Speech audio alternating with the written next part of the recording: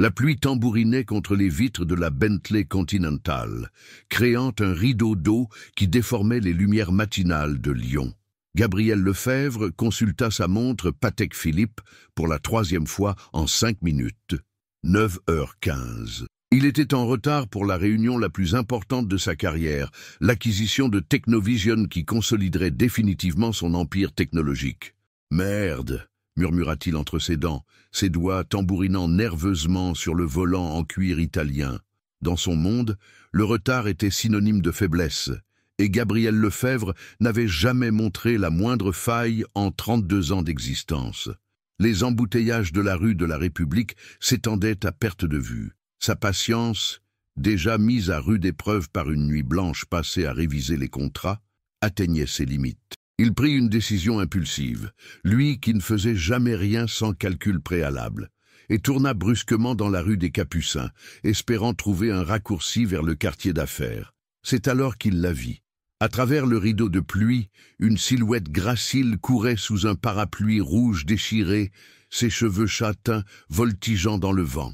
Elle s'arrêta devant une petite boulangerie au volet vert, aux délices de Croix-Rousse, et disparut à l'intérieur. Gabriel sentit quelque chose d'étrange se serrer dans sa poitrine, une sensation qu'il n'avait jamais éprouvée auparavant.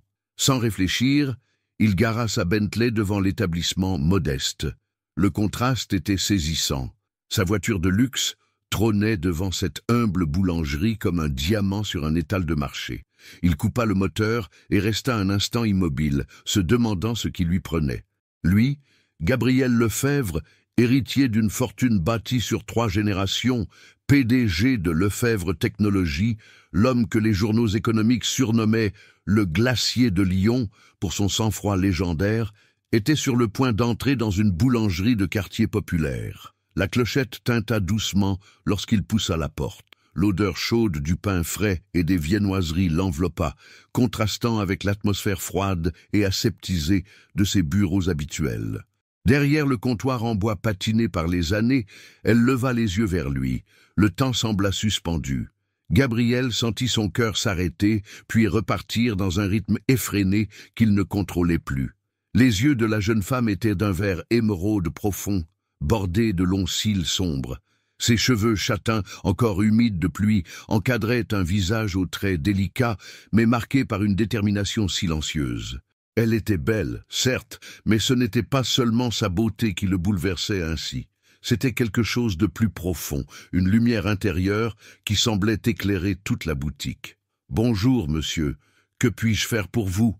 demanda-t-elle d'une voix douce mais assurée, un léger sourire aux lèvres. Gabriel, habituellement si éloquent lors des négociations les plus tendues, se retrouva momentanément sans voix. Il toussota pour retrouver sa contenance. « Un café, s'il vous plaît, et un croissant. » Elle hocha la tête et se dirigea vers la machine à café. Gabriel ne pouvait détacher son regard de ses gestes gracieux, de la façon dont elle manipulait les tasses avec une précision toute naturelle. Tout en elle respirait une simplicité authentique qui contrastait avec l'artifice du monde dans lequel il évoluait. « Vous n'êtes pas du quartier ?» observa-t-elle en préparant son café. Ce n'était pas une question, mais une constatation empreinte de curiosité bienveillante. En effet, je passais par hasard et... Gabriel s'interrompit. Par hasard. Rien dans sa vie n'était jamais le fruit du hasard. Tout était calculé, planifié, maîtrisé. Alors pourquoi mentir? Je me suis perdu dans les embouteillages, avoua-t-il avec une sincérité qui le surprit lui-même. Elle lui tendit sa tasse avec un sourire plus franc cette fois. Cela arrive même aux plus organisés d'entre nous. Je m'appelle Élise. Gabriel, répondit-il, leurs doigts s'effleurant lors de l'échange de la tasse. Un frisson électrique remonta le long de son bras. Le café était excellent, riche et corsé, bien meilleur que celui servi dans son bureau par son assistante. Mais Gabriel ne goûtait plus rien. Tous ses sens étaient concentrés sur cette femme, Élise, qui avait réussi en quelques minutes à faire vaciller les fondations de son monde ordonné. « Vous travaillez dans le quartier ?» demanda-t-elle en essuyant le comptoir, manifestement peu impressionnée par son costume Armani à 3000 €. « Non, j'ai des bureaux dans le centre-ville. » Il but une gorgée de café pour se donner une contenance. « Et vous? Cette boulangerie vous appartient ?» Un voile de tristesse passa dans les beaux yeux verts d'Élise. « Non, je travaille pour Madame Dubois, la propriétaire. Elle est en arrêt maladie depuis quelques semaines, alors je m'occupe de tout. » Gabriel hocha la tête, devinant qu'il y avait là une histoire plus complexe. Dans son métier, il avait appris à lire entre les lignes, à déceler les non-dits. Élise portait en elle une mélancolie qu'elle cachait derrière son sourire radieux. Son téléphone vibra, le ramenant brutalement à la réalité. 23 appels manqués de son assistante, 15 messages de ses associés. La réunion, Technovision, son empire qui l'attendait. « Je dois y aller », dit-il à regret, posant un billet de 20 € sur le comptoir pour un café à 2,50 €. « Monsieur, votre monnaie !» protesta Élise. « Gardez-la, pour le café exceptionnel. » Il se dirigea vers la porte, la main sur la poignée, puis se retourna une dernière fois. Élise le regardait avec un mélange de surprise et d'amusement, tenant toujours le billet dans sa main. « À bientôt, peut-être », murmura-t-il avant de sortir sous la pluie battante. De retour dans sa Bentley, Gabriel resta un long moment immobile, les mains crispées sur le volant. Que venait-il de se passer? En 32 ans, aucune femme n'avait réussi à provoquer en lui une telle émotion. Il avait côtoyé les plus belles héritières de France, les top modèles les plus convoités, les femmes d'affaires les plus brillantes. Toutes l'avaient laissé de marbre.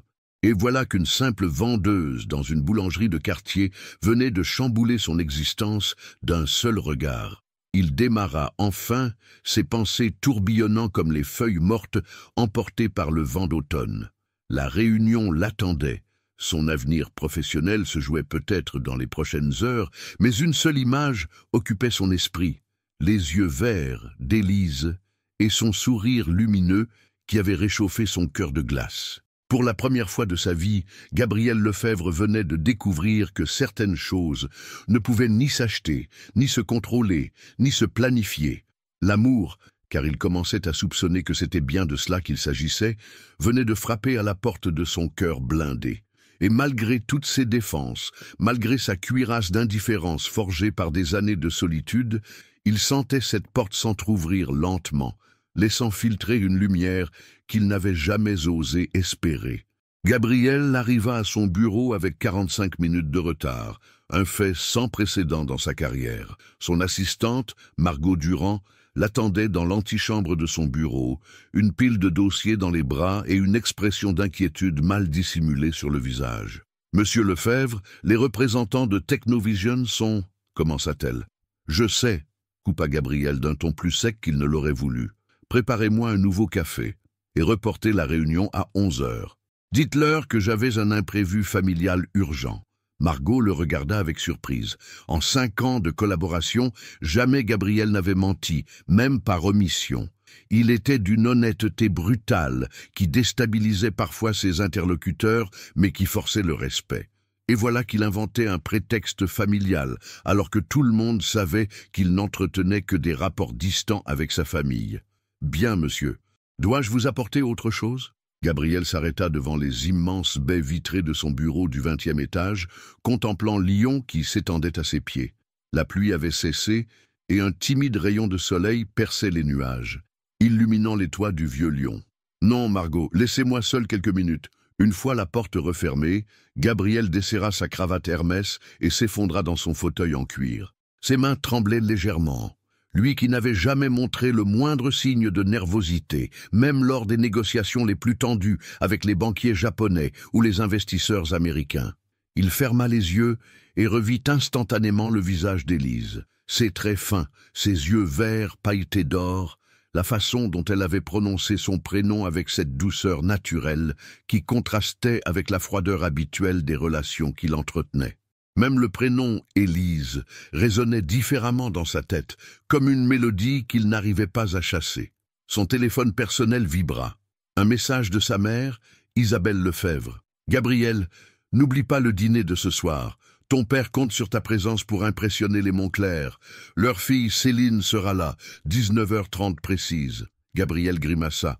Encore un de ces dîners mondains où sa mère tentait de lui présenter une héritière convenable.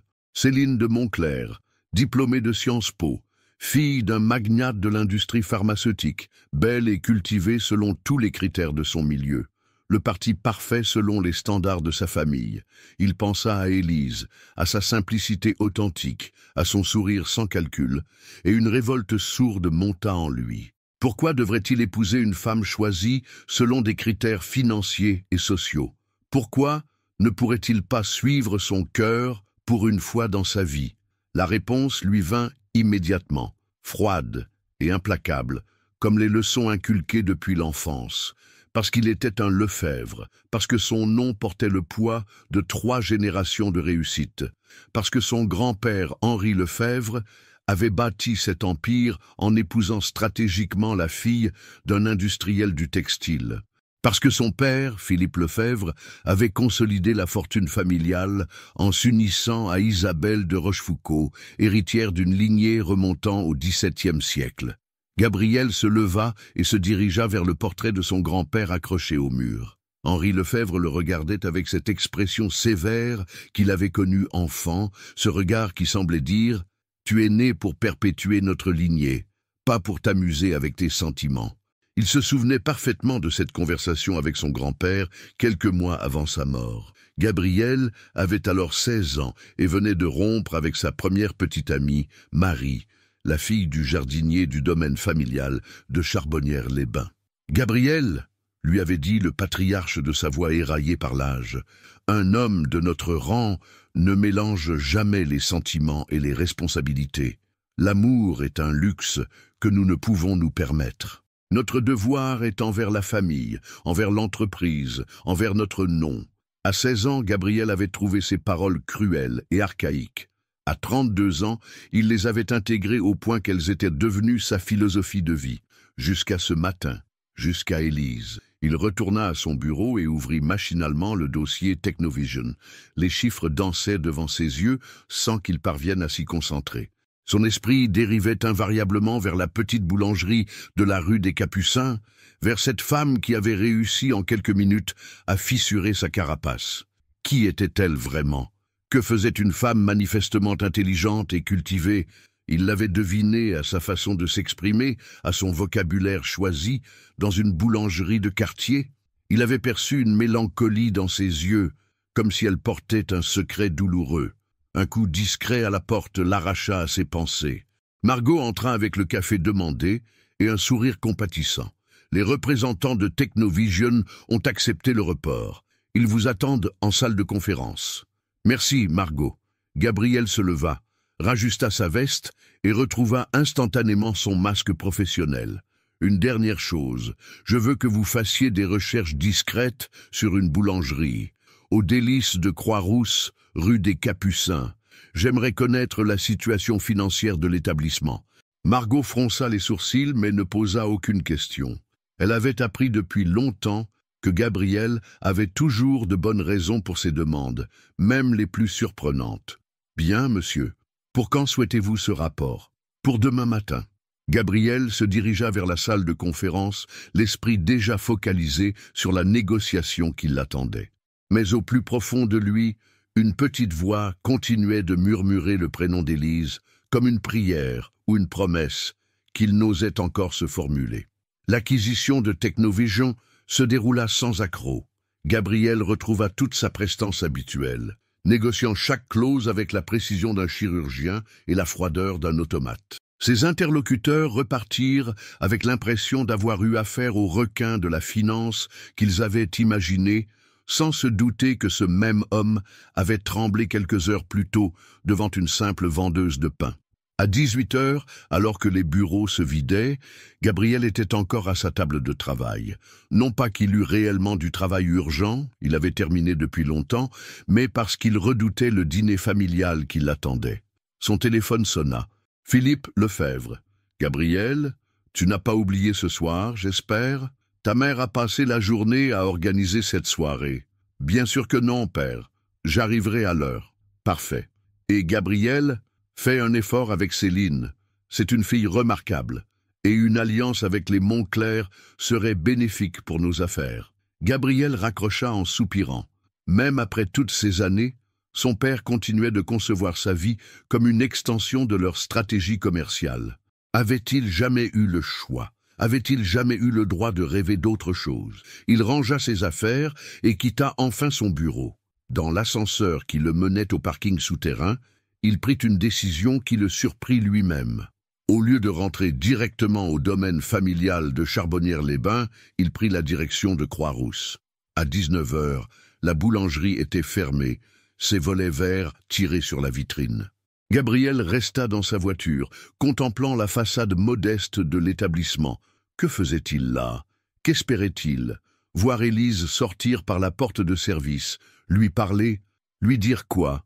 Au bout de 10 minutes, il démarra et prit la route de Charbonnières-les-Bains, se maudissant de sa faiblesse. Gabriel Lefebvre ne courait pas après les femmes.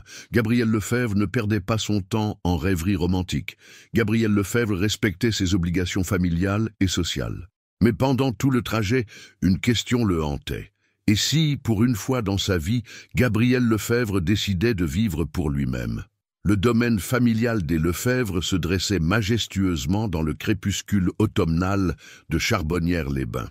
La demeure du XIXe siècle, avec ses tourelles néo-gothiques et ses jardins à la française, incarnait parfaitement l'héritage dont Gabriel était le dépositaire. 3 générations de réussite s'inscrivaient dans chaque pierre de cette façade imposante. Gabriel gara sa Bentley devant le perron et inspira profondément. Il connaissait le scénario par cœur. Cocktail dans le grand salon, présentation polie, conversation mondaine autour de sujets convenus, puis dîner dans la salle à manger où trônaient les portraits de ses ancêtres. Et au centre de cette mise en scène soigneusement orchestrée, Céline de Montclerc, la candidate parfaite selon les critères familiaux. Gabriel, enfin, sa mère, Isabelle Lefebvre, l'accueillit dans le hall d'entrée avec ce sourire mondain qu'elle maîtrisait à la perfection. Vêtue d'une robe Chanel bleu marine, ses cheveux gris argentés impeccablement coiffés en chignon, elle incarnait l'élégance aristocratique française. « Bonsoir, mère ». Gabriel l'embrassa sur les 2 joues selon le rituel familial. « Tu arrives au bon moment. Les Montclerc viennent d'arriver et Céline est... Oh, Gabriel, elle est absolument ravissante ce soir. » Isabelle le guida vers le grand salon où une dizaine d'invités se tenaient déjà, une coupe de champagne à la main. L'atmosphère était feutrée, raffinée, exactement comme toutes les soirées qu'il avait connues depuis l'enfance. Les conversations se déroulaient à voix basse, ponctuées de rires discrets et de compliments choisis. Philippe Lefebvre s'approcha de son fils, imposant dans son smoking impeccable. À 60 ans, il conservait cette prestance naturelle qui en avait fait un redoutable homme d'affaires. « Gabriel, parfait timing. Je parlais justement avec Édouard Montclerc de nos projets d'expansion en Asie. » Il baissa la voix. « Céline est près de la cheminée. Va la saluer. Tu feras plaisir à sa mère. » Gabriel suivit le regard de son père et aperçut la jeune femme en question. Céline de Montclerc était effectivement belle, dans le genre de beauté lisse et parfaite qu'appréciait son milieu. Blonde aux yeux bleus, élégante dans sa robe de cocktail griffée, elle conversait avec aisance avec les autres invités. Il s'approcha du groupe et fut immédiatement happé dans la conversation. Céline lui sourit avec cette assurance tranquille des femmes habituées aux mondanités depuis l'enfance. « Gabriel, quel plaisir de vous revoir. Maman m'a dit que vous veniez d'acquérir Technovision. Félicitations, c'est un coup de maître. » « Merci, Céline. Et vous? Toujours dans la communication chez Publicis? » « En effet. D'ailleurs, nous travaillons sur une campagne pour le secteur technologique. Peut-être pourrions-nous collaborer un jour. » La conversation se poursuivit, fluide et prévisible. Céline était intelligente, cultivée, parfaitement à l'aise dans ce milieu qu'elle connaissait depuis l'enfance. Elle possédait tous les codes, maîtrisait tous les sujets, représentait exactement ce que sa famille attendait de lui. Et pourtant, Gabriel se surprit à penser aux yeux verts d'Élise, à sa simplicité authentique, à cette émotion brute qu'il avait ressentie en la regardant. Aucune étincelle ne jaillissait de sa conversation avec Céline, malgré toutes ses qualités indéniables. « Gabriel semble ailleurs ce soir », murmura sa mère à l'oreille de Madame de Montclerc, assez fort pour qu'il l'entende. « Il travaille tellement, ce garçon.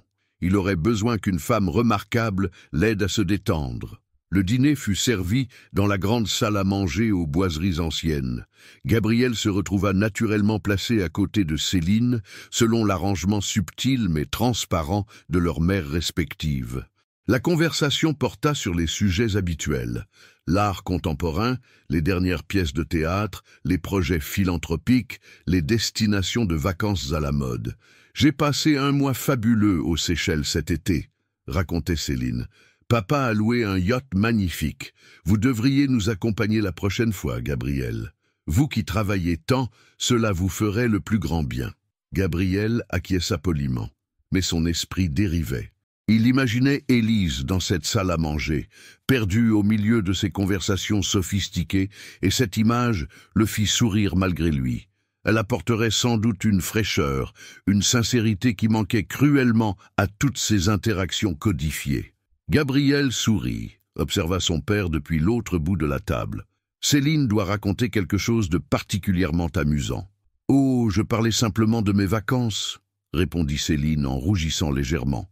Après le dîner, les invités se dispersèrent dans le salon de musique pour le digestif. Gabriel s'éclipsa discrètement sur la terrasse, prétextant un appel professionnel urgent. L'air frais de la nuit d'octobre lui fit du bien après l'atmosphère confinée du dîner. Il contemplait les jardins éclairés par les spots encastrés quand Céline le rejoignit, un châle en cachemire sur les épaules. « Tout va bien, Gabriel ? Vous semblez préoccupé ce soir. »« Excusez-moi, Céline. J'ai effectivement l'esprit ailleurs. Cette acquisition me demande beaucoup d'énergie. » Elle s'approcha de lui, posant une main délicate sur son bras. « Vous savez, Gabriel, nous nous connaissons depuis l'enfance. Nos familles sont proches. Nous évoluons dans les mêmes cercles. Nous partageons les mêmes valeurs. » Elle marqua une pause, ses yeux bleus plantés dans les siens. « Je pense que nous pourrions être très heureux ensemble. » C'était dit. La proposition était sur la table, formulée avec cette élégance discrète qui caractérisait leur milieu. Pas de déclaration d'amour passionné, pas de serments éternels, mais une offre rationnelle d'union fondée sur la compatibilité sociale et financière. Gabriel regarda cette femme parfaite qui lui offrait exactement ce que sa famille attendait de lui. Il pourrait dire oui ce soir, annoncer leur fiançailles avant Noël, organiser un mariage grandiose au printemps. Sa mère serait aux anges, son père satisfait, les journaux financiers approuveraient cette alliance stratégique, et il serait malheureux pour le reste de sa vie. « Céline, » commença-t-il doucement, « vous êtes une femme remarquable, intelligente, belle, cultivée. N'importe quel homme serait honoré de... » « Mais, » l'interrompit-elle avec une lucidité qui le surprit, « mais je ne suis pas amoureux de vous. Et vous non plus, vous n'êtes pas amoureuse de moi. » Elle sourit tristement. « L'amour, Gabriel, à notre âge, dans notre milieu, nos parents se sont-ils mariés par amour? L'affection mutuelle, le respect, les intérêts communs ne suffisent-ils pas à construire un mariage solide? Peut-être, mais j'ai découvert récemment que j'aspire à autre chose. » Céline le fixa avec intensité, comme si elle tentait de percer ses pensées. « Il y a quelqu'un d'autre. Ce n'était pas une question. » Gabriel ne répondit pas, mais son silence fut plus éloquent que tous les discours. « Elle n'est pas de notre monde, » devina Céline, avec cette perspicacité féminine qui ne trompait jamais. « Non, vos parents ne l'accepteront jamais, je le sais. » Céline soupira et resserra son châle autour de ses épaules. « Alors vous allez devoir faire un choix, Gabriel, entre votre cœur et votre devoir, entre cette femme et votre famille, entre l'amour et votre héritage. » Elle se dirigea vers la porte-fenêtre, puis se retourna une dernière fois. « J'espère pour vous que vous ne le regretterez pas. » Gabriel resta seul sur la terrasse, les paroles de Céline résonnant dans sa tête comme un avertissement. Il connaissait sa famille, il connaissait son milieu. La réaction serait violente s'il venait à présenter une femme comme Élise. Mais pour la première fois de sa vie, cette perspective ne l'effrayait plus. Car il avait enfin compris une chose essentielle. On ne choisit pas de qui on tombe amoureux.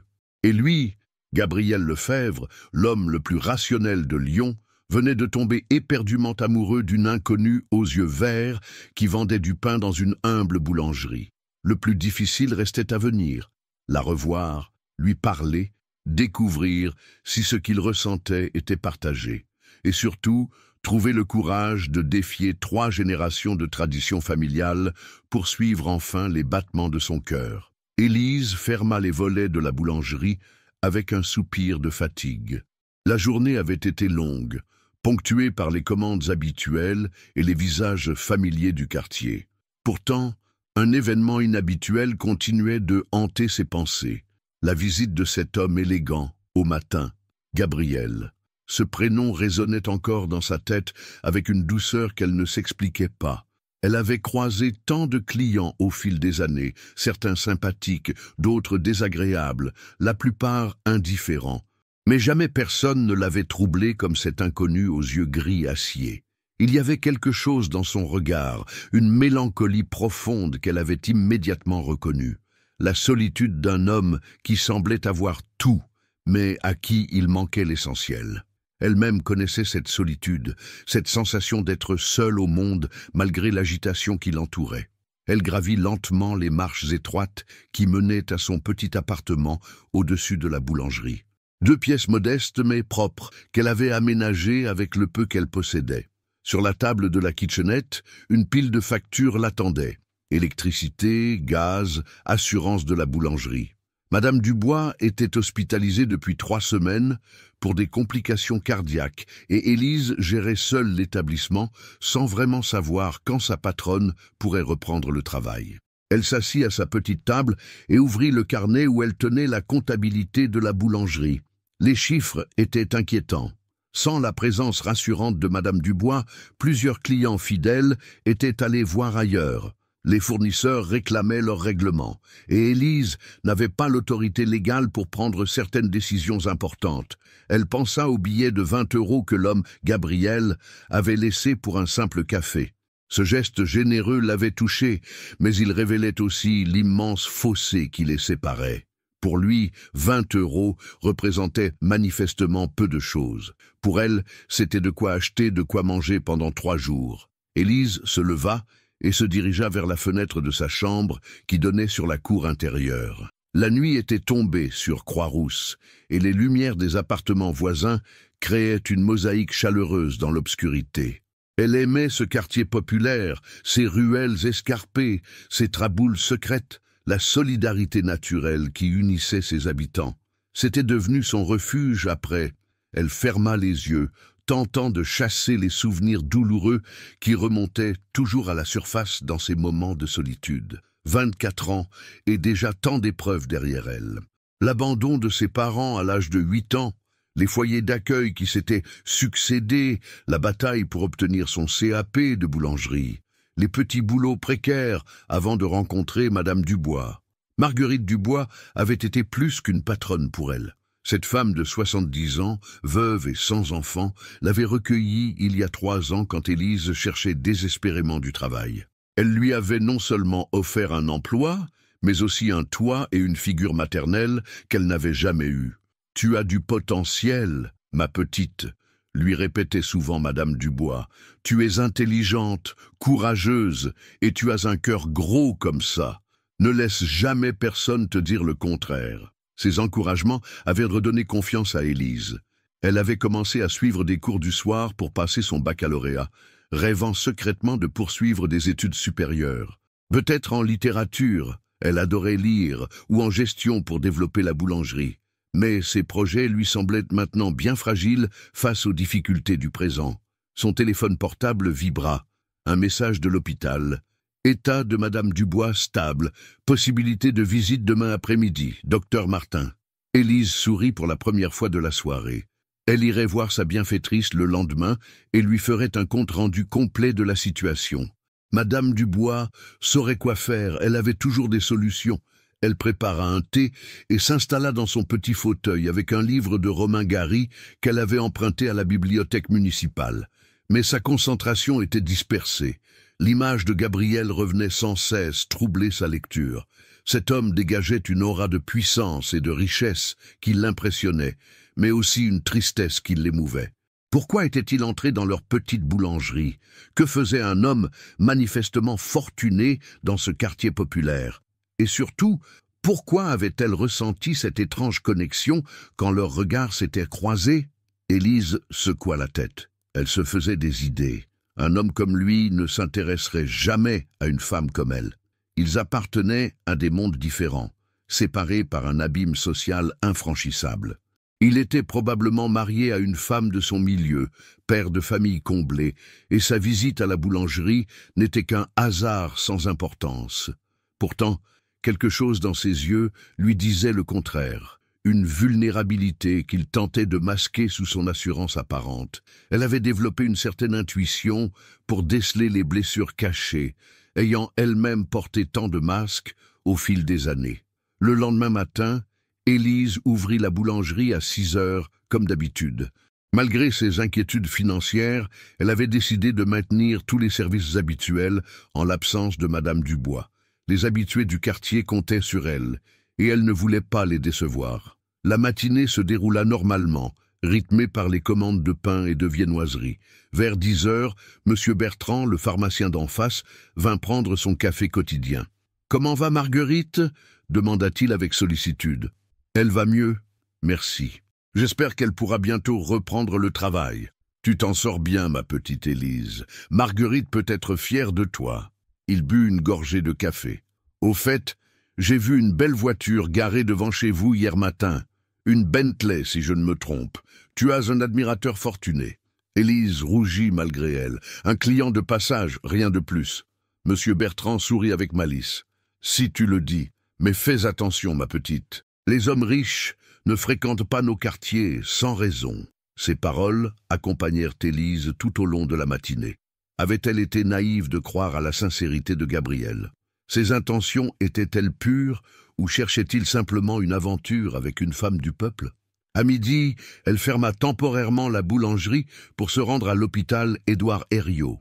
Dans le service de cardiologie, elle retrouva Madame Dubois dans un lit blanc, relié à plusieurs appareils de surveillance, mais souriante. « Ma chère Élise, comme tu m'as manqué !» Elles s'embrassèrent tendrement, et Élise sentit les larmes lui monter aux yeux. Cette femme était devenue sa famille, la seule qu'elle ait jamais eue. « Comment vous sentez-vous ?»« Mieux, beaucoup mieux. Les médecins parlent d'une sortie dans une quinzaine de jours, si tout continue ainsi. » Madame Dubois scruta le visage de la jeune femme. « Et toi, tu as l'air préoccupée. » Élise fit un compte-rendu détaillé de la situation de la boulangerie, évitant soigneusement de mentionner ses difficultés personnelles pour ne pas inquiéter sa bienfaitrice. Mais Madame Dubois la connaissait trop bien. « Qu'est-ce que tu ne me dis pas, ma chérie ?» Élise hésita, puis décida de tout raconter. Sa rencontre avec Gabriel, l'émotion qu'elle avait ressentie, ses interrogations sur les intentions de cet homme. Madame Dubois l'écouta attentivement, un sourire énigmatique aux lèvres. « Élise, ma petite, tu as 24 ans, il est temps que tu apprennes à faire confiance à ton cœur. » Elle prit la main de la jeune femme. « Tu as suffisamment souffert dans ta vie. Si cet homme te plaît, et s'il semble sincère, pourquoi ne pas lui donner une chance? Mais nous ne sommes pas du même monde. Et alors, l'amour ne connaît pas les classes sociales, ma chérie. Ton cœur vaut celui de n'importe quelle héritière. » En repartant de l'hôpital, Élise réfléchit aux paroles de Madame Dubois. Peut-être avait-elle raison, peut-être était-il temps de cesser de se sous-estimer et d'oser croire qu'elle méritait le bonheur. Le trajet de retour lui parut plus léger, comme si les encouragements de sa figure maternelle avaient allégé le poids de ses doutes. Elle rouvrit la boulangerie à 14 heures avec un nouveau sentiment d'espoir. Et si Gabriel revenait? Saurait-elle trouver le courage de lui parler vraiment, au-delà des politesses commerciales? L'avenir le dirait, mais pour la première fois depuis longtemps, Élise se prit à rêver d'autre chose que de simple survie. Gabriel n'avait pas fermé l'œil de la nuit. Allongé dans son lit king-size de sa suite parentale du domaine familial, il avait regardé les heures défiler sur le cadran lumineux de son réveil quartier.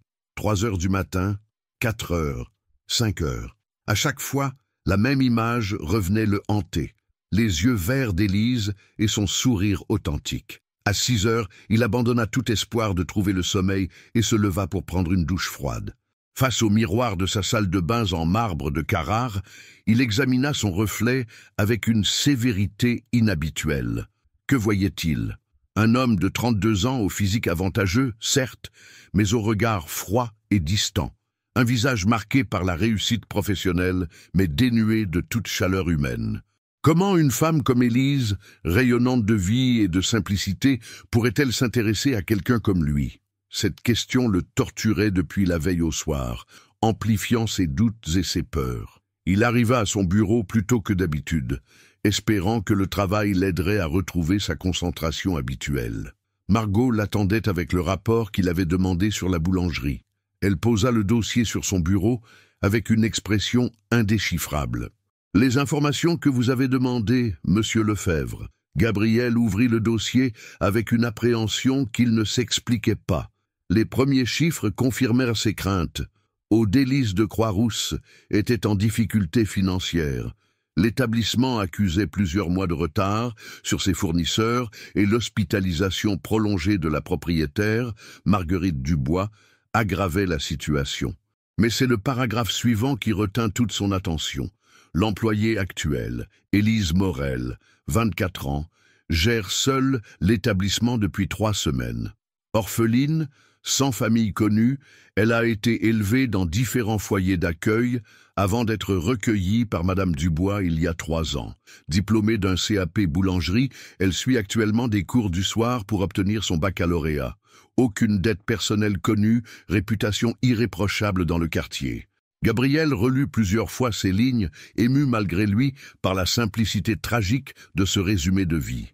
Élise était orpheline, comme lui se sentait orphelin affectivement malgré sa famille présente. Elle s'était battue seule pour s'en sortir, construisant sa dignité sur des fondations fragiles. Cette révélation ne fit qu'amplifier l'admiration qu'il ressentait déjà pour elle. Il referma le dossier et se tourna vers Margot. « Je veux que vous contactiez discrètement les fournisseurs de cette boulangerie. Réglez tous les arriérés de paiement, anonymement. » Margot fronça les sourcils, habituée aux caprices de son patron, mais surprise par cette demande inhabituelle. « Tous les arriérés, monsieur, cela représente près de 15 000 €. Tous. Et assurez-vous que cela ne puisse pas être retracé jusqu'à moi. »« Bien, monsieur. Puis-je vous demander ?»« Non, Margot. Vous ne pouvez pas. » Gabriel passa le reste de la matinée à tenter de se concentrer sur ses dossiers, mais ses pensées dérivaient invariablement vers Élise. Il l'imaginait seul dans sa boulangerie, luttant pour maintenir l'entreprise à flot, inquiète pour sa bienfaitrice hospitalisée. Cette image d'une femme courageuse face à l'adversité ne faisait qu'alimenter ses sentiments naissants. Vers 11 heures, il prit une décision qui le surprit lui-même. Il quitta son bureau sans prévenir personne et prit la direction de Croix-Rousse. Cette fois-ci, il ne cherchait plus d'excuses. Il voulait simplement la revoir. La clochette de la boulangerie tinta quand il poussa la porte. Élise était en train de servir une dame âgée qui payait consciencieusement sa baguette quotidienne. En l'apercevant, ses yeux s'illuminèrent d'une joie spontanée qu'elle tenta immédiatement de dissimuler. « Bonjour », dit-elle simplement quand la cliente fut partie. « Bonjour, Élise. » Il savoura la façon dont son prénom roulait sur sa langue. « Un café, s'il vous plaît. »« Bien sûr. » Elle se dirigea vers la machine et Gabriel remarqua qu'elle semblait moins fatiguée que la veille. Il y avait même une légèreté nouvelle dans ses gestes, comme si quelque chose avait changé depuis leur dernière rencontre. « Comment allez-vous » demanda-t-il, surpris de sa propre audace. « Bien, merci. » Elle se tourna vers lui en préparant le café. « Et vous, vous avez l'air différent aujourd'hui. » « Différent comment ?»« Moins pressé, plus présent. » Cette observation le frappa par sa justesse. Pour la première fois depuis des années, Gabriel était effectivement entièrement présent dans l'instant, libéré de ses préoccupations professionnelles habituelles. « Vous avez raison, j'ai pris un peu de temps pour moi ce matin. » Elle lui tendit sa tasse avec ce sourire qui faisait chavirer son cœur. C'est important de savoir s'arrêter parfois. On passe sa vie à courir et on oublie de regarder autour de soi. Sage conseil. Et vous, vous prenez le temps de regarder autour de vous ? Un voile de mélancolie passa dans les yeux d'Élise. J'essaie, mais ce n'est pas toujours facile quand on a des responsabilités. Gabriel but une gorgée de café, cherchant ses mots. Il brûlait d'envie de lui dire qu'il connaissait sa situation, qu'il avait réglé ses dettes, qu'il voulait l'aider. Mais il pressentait qu'Élise était trop fière pour accepter la charité, même déguisée. « Cette boulangerie vous appartient ?»« Non, Elle appartient à Madame Dubois. Je ne fais que la remplacer temporairement. Elle doit avoir confiance en vous pour vous laisser tout gérer. Le visage d'Élise s'illumina. Madame Dubois elle a été comme une mère pour moi. Je ferai n'importe quoi pour elle. Gabriel fut touché par l'émotion sincère qui perçait dans sa voix. Cette loyauté, cette gratitude, cette capacité à aimer malgré les épreuves de la vie, tout cela contrastait avec la froideur calculatrice de son entourage habituel. Vous avez de la chance de l'avoir trouvé. Oui, j'en ai conscience. Élise le regarda avec curiosité. Et vous? Vous avez de la famille? Mes parents, oui, mais nous, disons que nos relations sont compliquées. Ah, elle n'insista pas, respectant sa réticence évidente. La famille, ce n'est pas toujours celle du sang. Cette phrase résonna profondément en Gabriel. Lui qui n'avait jamais remis en question les liens du sang, voilà qu'une inconnue lui faisait entrevoir une autre conception de la famille, fondée sur l'affection et le choix plutôt que sur l'obligation. « Élise, commença-t-il, le cœur battant, accepteriez-vous de prendre un café avec moi? Je veux dire, en dehors d'ici ?» Elle le regarda avec surprise, et il crut voir passer une lueur d'inquiétude dans ses yeux. « Pourquoi? Parce que j'aimerais vous connaître mieux. Vous me semblez être quelqu'un d'intéressant. » Élise baissa les yeux, manifestement troublée. « Monsieur Gabriel, nous ne nous connaissons pas vraiment. » Et puis, elle hésita. « Nous ne sommes pas du même monde. Qu'est-ce qui vous fait dire cela? Votre voiture, vos vêtements, votre façon de parler, tout indique que vous évoluez dans un milieu très différent du mien. » Gabriel réalisa qu'elle avait entièrement raison. Son costume sur mesure, sa montre de luxe, sa prestance naturelle, tout trahissait ses origines privilégiées. Mais loin de le décourager, cette lucidité d'Élise ne fit que renforcer son estime pour elle. Et si je vous disais que ces différences ne m'importent pas, je vous répondrais que vous ne mesurez peut-être pas ce qu'elles impliquent. La clochette tinta de nouveau, interrompant leur conversation. Un client entra et Élise se tourna pour le servir. Gabriel termina son café en silence, observant la jeune femme dans ses gestes professionnels. Quand le client repartit, elle évita son regard. « Élise, dit-il doucement, je ne vous demande qu'une chance, un café, une conversation, rien de plus. » Elle le regarda enfin, et il vit dans ses yeux un mélange de désir et de peur. « Je finis à 18 heures, murmura-t-elle finalement. Le cœur de Gabriel bondit dans sa poitrine. « Je vous attendrai dehors. » Il posa de nouveau un billet sur le comptoir et sortit, le sourire aux lèvres pour la première fois depuis des années. Dans quelques heures, il reverrait Élise, mais cette fois-ci dans un contexte différent, plus intime. Cette perspective l'emplissait d'une joie qu'il n'avait jamais éprouvée, mêlée d'une appréhension délicieuse. Il avait fait le premier pas vers l'inconnu, vers cette femme qui bouleversait déjà sa vie ordonnée. Et malgré tous les obstacles qu'il pressentait, Gabriel n'avait jamais été aussi sûr de quelque chose. Il était en train de tomber amoureux, profondément et irrémédiablement amoureux. À 18 heures précises, Gabriel attendait devant la boulangerie, les mains moites et le cœur battant comme un adolescent à son premier rendez-vous. Il avait changé de tenue, troquant son costume d'homme d'affaires contre un pantalon en toile et une chemise blanche plus décontractée, espérant paraître moins intimidant. Élise apparut sur le seuil, ayant troqué son tablier de travail contre un pull en laine bleu marine et un jean simple mais élégant. Ses cheveux châtains tombaient librement sur ses épaules, et Gabriel la trouva encore plus belle que dans ses souvenirs. « Bonsoir », dit-elle avec une timidité touchante. « Bonsoir, Élise. Merci d'avoir accepté. » Ils se regardèrent un instant en silence, tous deux conscients que ce moment marquait un tournant dans leur relation naissante. L'air d'octobre était frais, et les lumières de Lyon commençaient à s'allumer dans le crépuscule. « Où aimeriez-vous aller ?» demanda Gabriel, soucieux de la laisser choisir. « Il y a un petit café sympathique sur les quais du Rhône. Rien de fancy, mais... » Elle s'interrompit, craignant qu'il ne trouve l'endroit trop modeste. « Parfait. Montrez-moi le chemin. » Ils descendirent vers les quais à pied, leurs pas résonnant sur les pavés humides. Gabriel avait garé sa Bentley plus loin pour ne pas attirer l'attention, préférant cette promenade qui leur permettait de parler naturellement. « Vous habitez le quartier depuis longtemps ?» demanda-t-il. « 3 ans. depuis que Madame Dubois m'a recueilli. » Élise marqua une pause. « Et vous? Vous êtes lyonnais? »« Né et élevé ici, oui. Dans les beaux quartiers, » ajouta-t-il avec une pointe d'ironie. « Charbonnière, Écully, Charbonnière, en effet. Comment avez-vous deviné ?»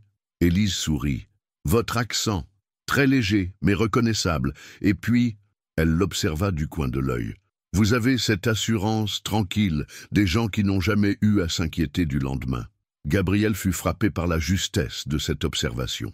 Effectivement, il n'avait jamais connu l'insécurité financière, les fins de mois difficiles, l'angoisse du lendemain. Cette réalisation lui fit prendre conscience de l'abîme qui les séparait, mais aussi de la force extraordinaire qu'avait dû déployer Élise pour arriver où elle était. Vous avez raison, j'ai eu beaucoup de chance dans la vie. La chance, vraiment? Il y avait dans sa voix une pointe de défi, pas agressive mais curieuse. Ou bien une famille qui vous a donné toutes les clés pour réussir. Les deux, sans doute, mais cela ne signifie pas que tout a été facile. Ils arrivèrent au café, le comptoir des quais, un petit établissement chaleureux avec des tables en bois patiné et une vue sur le Rhône. Gabriel tint la porte à Élise, qui le remercia d'un sourire.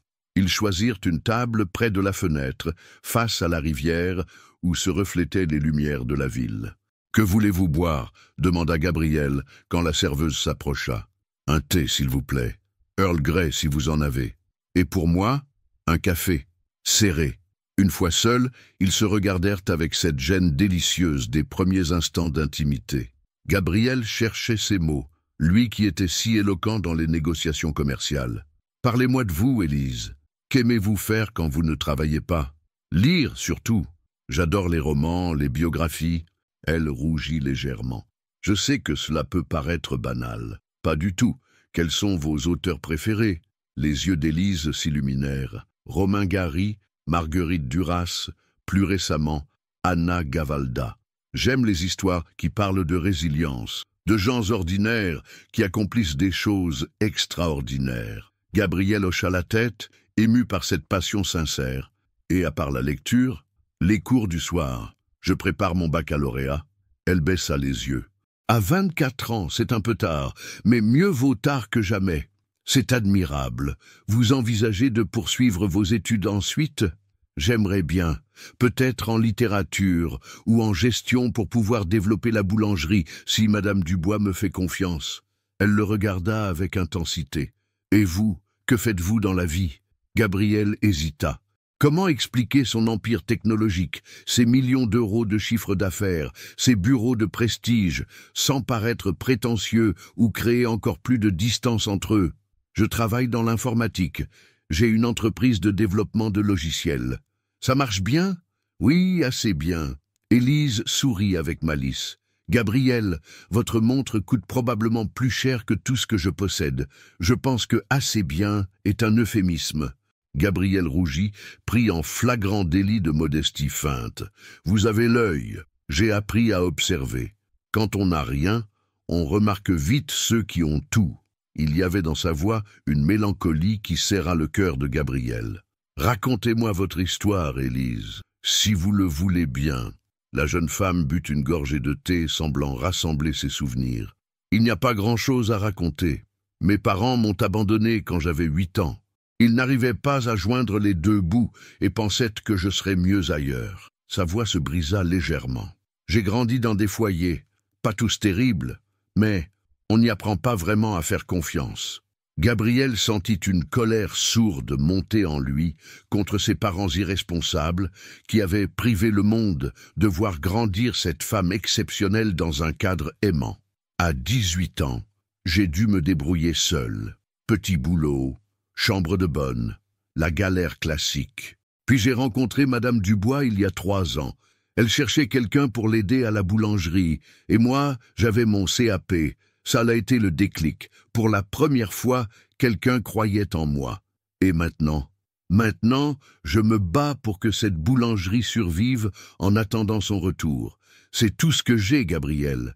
Cette boutique, Madame Dubois, mes livres, mes cours du soir.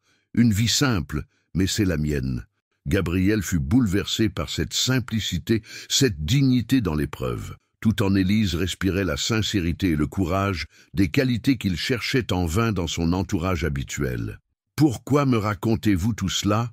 demanda-t-il doucement. « Parce que je veux que vous compreniez qui je suis vraiment. Pas de faux semblants, pas de mystère. Je ne suis qu'une fille ordinaire qui se bat pour s'en sortir. Vous n'êtes pas ordinaire, Élise. Vous êtes extraordinaire. » Elle le regarda avec surprise, cherchant dans ses yeux une trace de moquerie ou de condescendance. Elle n'y trouva qu'une sincérité désarmante. « Pourquoi dites-vous cela ? Parce que vous avez construit votre propre bonheur à partir de rien. Parce que vous êtes loyale, courageuse, généreuse. Parce que... » Il s'interrompit, réalisant qu'il était sur le point de dévoiler ses sentiments. « Parce que... » Gabrielle prit une profonde inspiration. « Parce que vous me donnez envie d'être quelqu'un de meilleur. » Un silence s'installa entre eux, chargé d'émotions. Dehors, les bateaux-mouches glissaient sur le Rhône, emmenant leurs passagers dans une promenade nocturne romantique. « Gabrielle, » murmura Élise, « vous ne me connaissez que depuis 2 jours. Parfois, 2 jours suffisent pour comprendre qu'on a rencontré quelqu'un d'important. Et que proposez-vous ? De prendre le temps d'apprendre à nous connaître. Sans pression, sans promesses impossibles, juste voir ce qui peut naître entre nous. » Élise réfléchit longuement, pesant ses mots. « D'accord, mais à une condition. Laquelle ?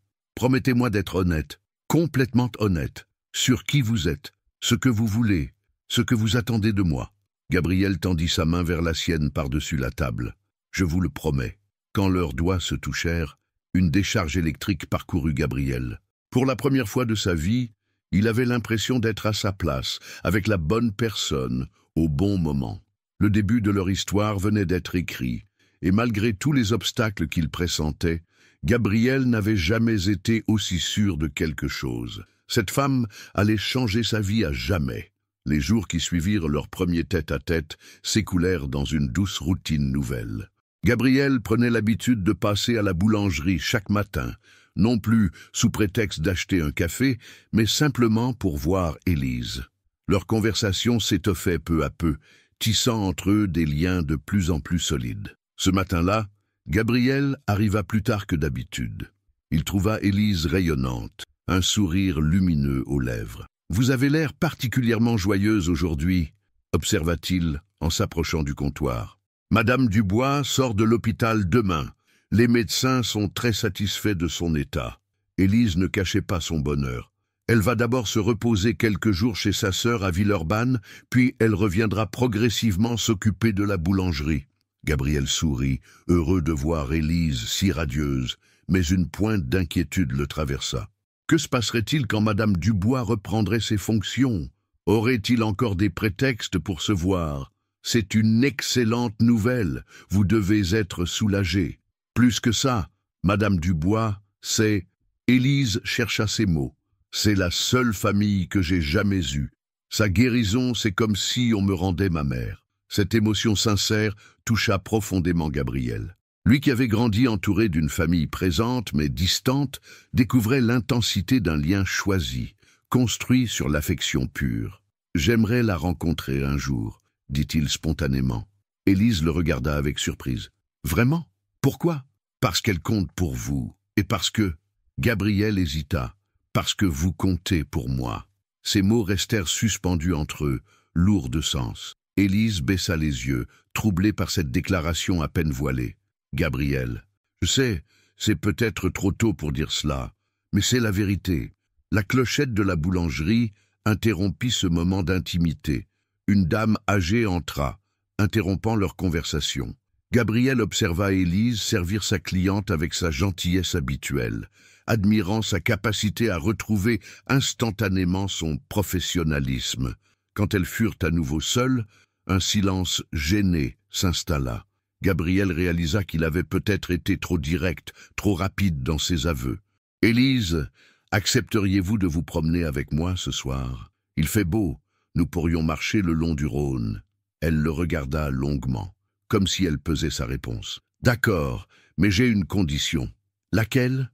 Je veux que vous me disiez vraiment qui vous êtes, pas seulement que vous travaillez dans l'informatique, la vérité complète. » Gabriel sentit son estomac se nouer.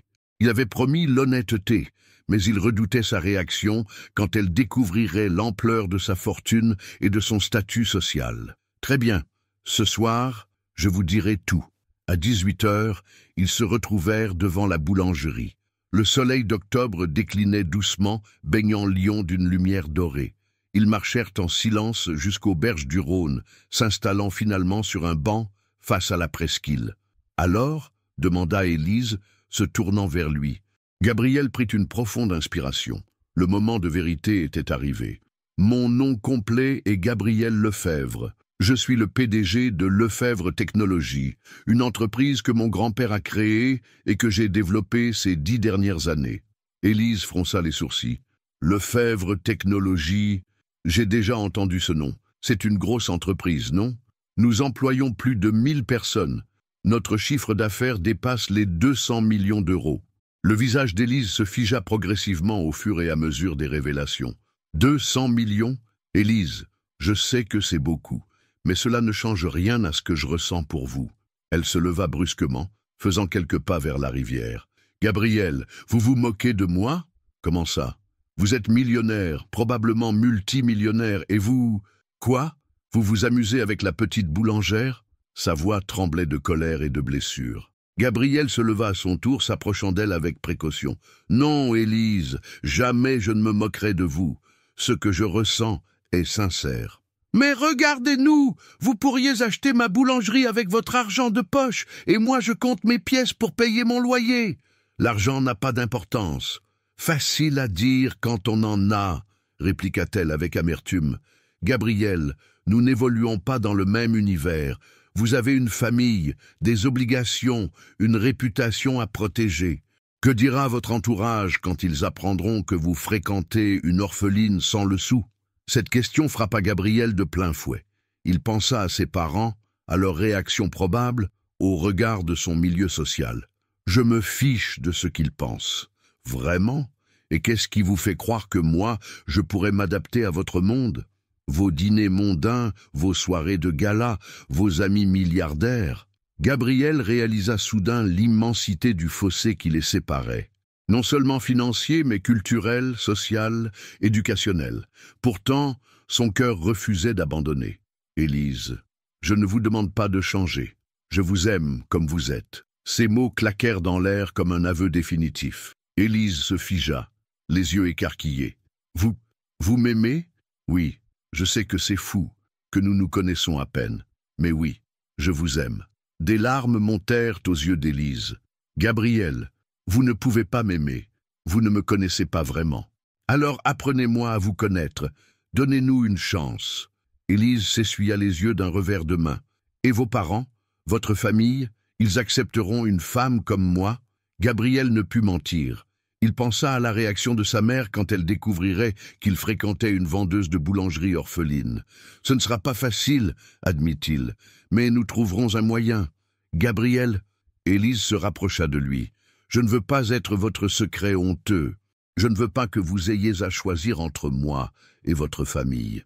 Et si je choisis vous, alors vous le regretteriez un jour, et moi, je ne pourrais pas vivre avec cette culpabilité. » Ils se regardèrent en silence, conscients de l'impasse dans laquelle ils se trouvaient. Gabriel tendit la main vers le visage d'Élise, caressant doucement sa joue humide. « Élise, dites-moi que vous ressentez quelque chose pour moi. Dites-moi que je ne suis pas seul dans cette histoire. » Elle ferma les yeux, s'abandonnant à cette caresse. « Bien sûr que je ressens quelque chose, depuis le premier jour. Mais avoir des sentiments ne suffit pas toujours. Alors que proposez-vous » Élise rouvrit les yeux, plantant son regard dans le sien. « Du temps. Laissons-nous du temps pour réfléchir. Vous devez être sûr de ce que vous voulez. Et moi aussi. » Gabriel acquiesça, même si cette perspective lui était douloureuse. « Combien de temps? Je ne sais pas. Quelques semaines. Le temps que Madame Dubois reprenne le travail, que je vois plus clair dans ma vie. Et nous, en attendant, nous continuons à nous voir, mais sans précipitation, sans promesse impossible. Juste pour voir où cela nous mène. » Gabriel prit les mains d'Élise dans les siennes. « D'accord, mais promettez-moi une chose. »« Quoi ? » ?»« Promettez-moi de ne pas disparaître. Quoi qu'il arrive, quelles que soient les difficultés, donnez-nous une vraie chance. » Élise hésita, puis hocha la tête. « Je vous le promets. » Ils restèrent là, assis sur ce banc face au Rhône, regardant les lumières de Lyon s'allumer progressivement dans le crépuscule. Entre eux, tout était dit, et rien n'était résolu. Ils s'aimaient, mais cet amour naissant devrait affronter des obstacles qui leur semblaient parfois insurmontables. Gabriel raccompagna Élise jusqu'à sa boulangerie, dans un silence chargé d'émotions. Au moment de se séparer, elle se hissa sur la pointe des pieds et déposa un baiser léger sur sa joue. « Bonne nuit, Gabriel. Bonne nuit, Élise. » Il la regarda disparaître derrière la porte de la boulangerie, le cœur lourd mais empli d'espoir. Ils avaient franchi une étape importante ce soir. Les cartes étaient maintenant sur table, et malgré tous les obstacles, Gabriel était plus déterminé que jamais à se battre pour cet amour qui donnait enfin un sens à sa vie. Gabriel ne dormit pas cette nuit-là. Allongé dans son lit, il ressassait chaque mot de sa conversation avec Élise, chaque nuance de son expression, quand il lui avait révélé sa véritable identité. La peur qu'il avait lue dans ses yeux le hantait. Pas la peur de lui, mais la peur de ce qu'impliquait leur différence de statut social. Le lendemain matin, il arriva au bureau avec un retard inhabituel, l'esprit ailleurs. Margot l'accueillit avec une pile de messages urgents et une expression inquiète. « Monsieur Lefebvre, votre mère a appelé 3 fois depuis 8 heures. Elle souhaite vous voir aujourd'hui même. Elle a dit que c'était important. » Gabriel sentit un frisson d'appréhension parcourir son échine.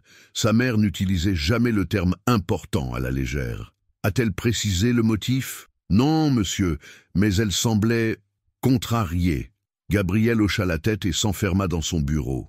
Il connaissait sa mère suffisamment bien pour deviner que cette convocation avait un lien avec sa vie privée. Isabelle Lefebvre avait ses sources dans tout Lyon, et il était probable qu'on l'ait informée de ses visites répétées dans le quartier populaire de Croix-Rousse. À 13 heures, il se présenta au domaine familial de Charbonnières-les-Bains. Sa mère l'attendait dans le petit salon bleu, vêtu d'un tailleur Chanel impeccable, ses cheveux gris argentés parfaitement coiffés. Son expression glaciale ne présageait rien de bon. « Gabriel, assieds-toi !» Il prit place dans le fauteuil face à elle, adoptant instinctivement cette posture défensive qu'il avait développée enfant lors des réprimandes maternelles. « Mère, vous vouliez me voir ?» Isabelle Lefebvre croisa ses mains gantées sur ses genoux et le fixa de ce regard perçant qui l'avait toujours mis mal à l'aise. « J'ai reçu des informations troublantes sur tes fréquentations récentes. » Gabriel sentit ses mâchoires se crisper. « Mes fréquentations. Ne joue pas l'innocent avec moi, Gabriel. Madame de Rochefoucauld t'a vu à plusieurs reprises dans le quartier de Croix-Rousse, plus précisément devant une boulangerie. » Elle marqua une pause théâtrale. « Une boulangerie, Gabriel. Peux-tu m'expliquer ce qu'un homme de ton rang fait dans cet établissement? »« J'y achète du pain, mère. C'est le principe d'une boulangerie. » Isabelle ne se laissa pas désarmer par cette ironie. « Gabriel, j'ai fait faire quelques vérifications discrètes. Cette boulangerie appartient à une certaine Marguerite Dubois, âgée de 70 ans et actuellement hospitalisée.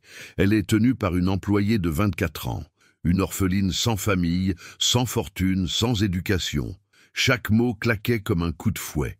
Gabriel sentit la colère monter en lui. « Et en quoi cela vous regarde-t-il?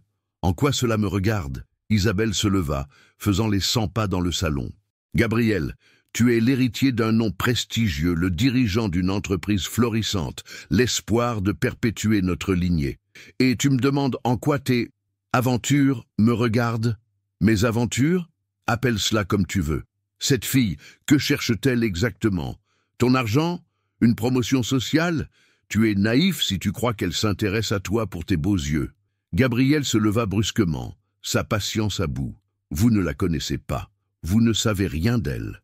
Je sais tout ce qu'il y a à savoir. Orpheline depuis l'enfance, ballottée de foyer en foyer, pas d'études supérieures, aucune perspective d'avenir. Le profil parfait de la croqueuse de diamants. Mère, je vous interdis de parler d'elle en ces termes. » Isabelle s'arrêta net, surprise par la véhémence de son fils. Jamais Gabriel ne lui avait parlé sur ce ton. « Gabriel, tu es amoureux de cette fille ?» Le silence qui suivit fut plus éloquent que toutes les réponses. Isabelle porta la main à son cœur, comme si elle venait de recevoir un coup. « Mon Dieu, c'est pire que ce que je pensais. » « En quoi est-ce pire ?» Parce que quand un homme de ton rang s'entiche d'une femme du peuple, il ne réfléchit plus. Il est prêt à tout sacrifier pour une passion qui ne durera pas. Gabriel fit face à sa mère, le regard déterminé. « Et si je vous disais que je suis prête à l'épouser ?» Isabelle chancela et dut s'appuyer au dossier d'un fauteuil. « L'épouser? Gabriel, tu as perdu la raison. Au contraire, je pense que je la retrouve enfin. Et notre famille, notre réputation, l'entreprise, tu es prêt à tout jeter aux orties pour une aventure? Ce n'est pas une aventure, j'aime Élise. » Élise. Isabelle prononça ce prénom comme s'il avait un goût amer. Même son prénom sent la roture. Gabriel réfléchit. Cette fille ne pourra jamais s'intégrer à notre milieu. Elle ne saura pas se tenir dans nos réceptions, converser avec nos amis, représenter dignement notre nom. Peut-être que c'est votre milieu qui a un problème, mère. Isabelle écarquilla les yeux, choquée par cette répartie. Comment oses-tu? Ce milieu, comme tu dis, c'est celui qui t'a élevé, éduqué, qui t'a donné toutes les chances de réussir et qui m'a rendu malheureux pendant 32 ans. Malheureux? Tu as tout ce qu'un homme peut désirer. J'ai tout, sauf l'essentiel. L'amour vrai, mère, cette chose que vous ne m'avez jamais apprise. Cette phrase atteignit Isabelle en plein cœur. Elle s'assit lourdement, soudain vieillie. Gabriel, ton père et moi, nous t'aimons. Vous aimez le Gabriel que vous avez façonné, pas celui que je suis vraiment. Et qui es-tu vraiment? Gabriel réfléchit un instant. Un homme qui découvre qu'il peut être heureux. Un homme qui apprend à aimer sans calcul, sans arrière-pensée. Un homme qui veut choisir sa vie plutôt que de la subir. Isabelle se redressa, retrouvant sa composure habituelle. Très bien. Puisque tu refuses d'entendre raison, je vais être clair. Si tu persistes dans cette voie, si tu épouses cette fille, tu peux dire adieu à ton héritage. Vous me déshéritez? Ton père et moi y réfléchirons sérieusement. L'entreprise familiale ne peut pas être dirigée par quelqu'un qui fait des choix aussi irresponsables. Gabriel la regarda longuement, réalisant que ce moment marquait une rupture définitive entre eux. « C'est votre dernier mot ?» C'est un avertissement, Gabriel. Il est encore temps de revenir à la raison. Et si je vous disais que votre menace ne me fait plus peur? Isabelle pâlit. Tu ne parles pas sérieusement. Si, mère. Pour la première fois de ma vie, je parle très sérieusement. Gabriel se dirigea vers la porte, puis se retourna une dernière fois. J'ai 32 ans, mère. Il est temps que je vive ma vie, pas celle que vous avez décidée pour moi. Il sortit du salon, laissant sa mère figée sur son fauteuil. Dans le hall d'entrée, il croisa son père qui rentrait de son club de golf. « Gabriel, ta mère m'a dit que vous deviez discuter. » « La discussion est terminée, père, et je crois que mère va avoir besoin de votre soutien. » Philippe Lefebvre fronça les sourcils, sentant la tension dans l'air. « Que s'est-il passé?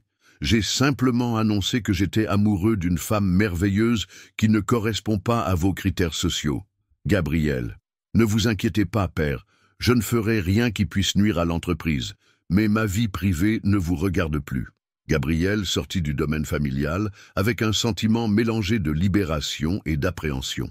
Il venait de franchir le Rubicon, de défier ouvertement l'autorité parentale qui avait guidé toute sa vie. Mais au lieu de l'effrayer, cette perspective l'exaltait. Pour la première fois, il se sentait libre, libre d'aimer Élise sans honte, libre de construire sa propre définition du bonheur. Il lui restait maintenant à convaincre la principale intéressée que leur amour valait tous les sacrifices. En reprenant le volant de sa Bentley, Gabriel sourit. La guerre était déclarée, mais il était prêt à la mener. Pour Élise, pour leur amour, pour la vie qu'ils pourraient construire ensemble. Les jours qui suivirent, la confrontation avec sa mère furent étrangement apaisants pour Gabriel, comme si le fait d'avoir enfin exprimé ses véritables sentiments l'avait libéré d'un poids qu'il portait depuis des années. Il continuait ses visites quotidiennes à la boulangerie, mais désormais sans aucune gêne, assumant pleinement ses sentiments pour Élise. Ce matin-là, il la trouva particulièrement rayonnante. Madame Dubois était rentrée la veille et avait repris progressivement ses activités, ce qui soulageait visiblement Élise d'un énorme stress. « Comment va votre bienfaitrice ?» demanda Gabriel en s'approchant du comptoir. « Merveilleusement bien. Elle a même voulu reprendre le service dès ce matin, mais je l'ai convaincue de se ménager encore quelques jours. Élise sourit. Elle meurt d'envie de vous rencontrer, d'ailleurs. Vraiment? Je lui ai parlé de vous. Enfin, Élise rougit légèrement. Je lui ai dit qu'un ami passait régulièrement prendre son café ici. Un ami? Que vouliez-vous que je dise? Que j'avais fait la connaissance d'un milliardaire qui prétendait être amoureux de moi? Gabriel rit, touché par cette simplicité qui la caractérisait. Multimillionnaire, pas milliardaire, il faut être précis. Oh, pardon, quelle différence énorme, répliqua Élise avec ironie. Mais ses yeux pétillaient de malice. Ce badinage léger était nouveau entre eux, signe que leur relation évoluait vers plus de naturel et de complicité. Gabriel y vit un encouragement. « Élise, il fait un temps magnifique aujourd'hui. Accepteriez-vous de vous promener avec moi cet après-midi? Je pensais au parc de la Tête d'Or. » Elle hésita un instant. « Je ferme à 18h. »« Parfait. Nous aurons le temps de profiter du coucher de soleil sur le lac. »« D'accord, mais à une condition. »« Encore une condition ?» Gabriel sourit. « Vous en avez beaucoup. Pas de voiture de luxe cette fois. Nous y allons en transport en commun. » Gabriel fronça les sourcils, surpris. « Pourquoi ? » « Parce que je veux voir si vous êtes capable de vivre comme tout le monde, ne serait-ce que quelques heures. » Ce défi amusa Gabriel plus qu'il ne l'inquiéta. Marché conclu. Retrouvons-nous à l'arrêt de métro Masséna. À 18h15, Gabriel attendait effectivement à la station de métro, vêtu d'un jean et d'un pull en laine simple. Plusieurs voyageurs le regardaient avec curiosité, probablement intrigués par ce visage qu'ils avaient l'impression de reconnaître sans pouvoir le situer. Élise arriva quelques minutes plus tard, élégante dans sa veste en laine et son jean. Elle sourit en le voyant. « Vous avez l'air différent. » « Différent comment ? Plus accessible, moins intimidant. » Ils montèrent dans la rame bondée de la ligne A. Gabriel, habitué au confort de sa voiture privée, découvrait avec curiosité ce moyen de transport qu'il n'avait pas emprunté depuis ses années d'étudiant. Élise observait ses réactions avec amusement. « Alors, ce premier contact avec la plèbe ?» le taquina-t-elle. « Instructif, » répondit Gabriel en regardant autour de lui. « J'avais oublié cette proximité. C'est la vraie vie, Gabriel, celle de 90% de la population. » À la station Masséna, ils changèrent pour prendre le tramway T1 direction IUT Faïsine. Gabriel fut surpris par l'efficacité du réseau de transport lyonnais qu'il ne connaissait que de loin. « Avouez que ce n'est pas si terrible, » dit Élise, alors qu'ils descendaient à l'arrêt Parc Tête d'Or Churchill. « Non, en effet, même plutôt pratique. » Ils pénétrèrent dans le parc par l'entrée principale. Avec ses 117 hectares, le parc de la Tête d'Or était le poumon vert de Lyon, un havre de paix au cœur de l'agitation urbaine. En cette fin d'après-midi d'octobre, les arbres se parèrent de couleurs flamboyantes, créant un décor féerique. « J'adore cet endroit », murmura Élise en respirant profondément l'air frais. Madame Dubois m'y emmenait souvent quand j'ai commencé à travailler pour elle. Elle disait que la nature avait des vertus thérapeutiques. Ils marchèrent en silence vers le lac, croisant des familles avec enfants, des joggeurs, des couples d'amoureux. Gabriel observait cette vie simple et joyeuse avec un œil nouveau, comprenant soudain ce qui lui avait manqué dans son existence dorée, mais solitaire. « Gabriel !» dit soudain Élise, s'arrêtant près d'un massif de chrysanthèmes. « Puis-je vous poser une question indiscrète ? » « Bien sûr. Qu'est-ce qui vous manquait vraiment avant ? Avant de me rencontrer ?»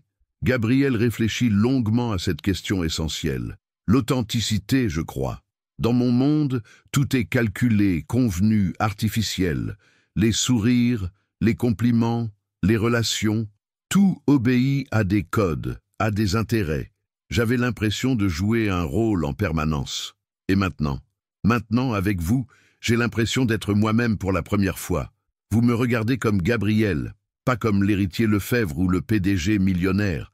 Ils reprirent leur marche vers le lac.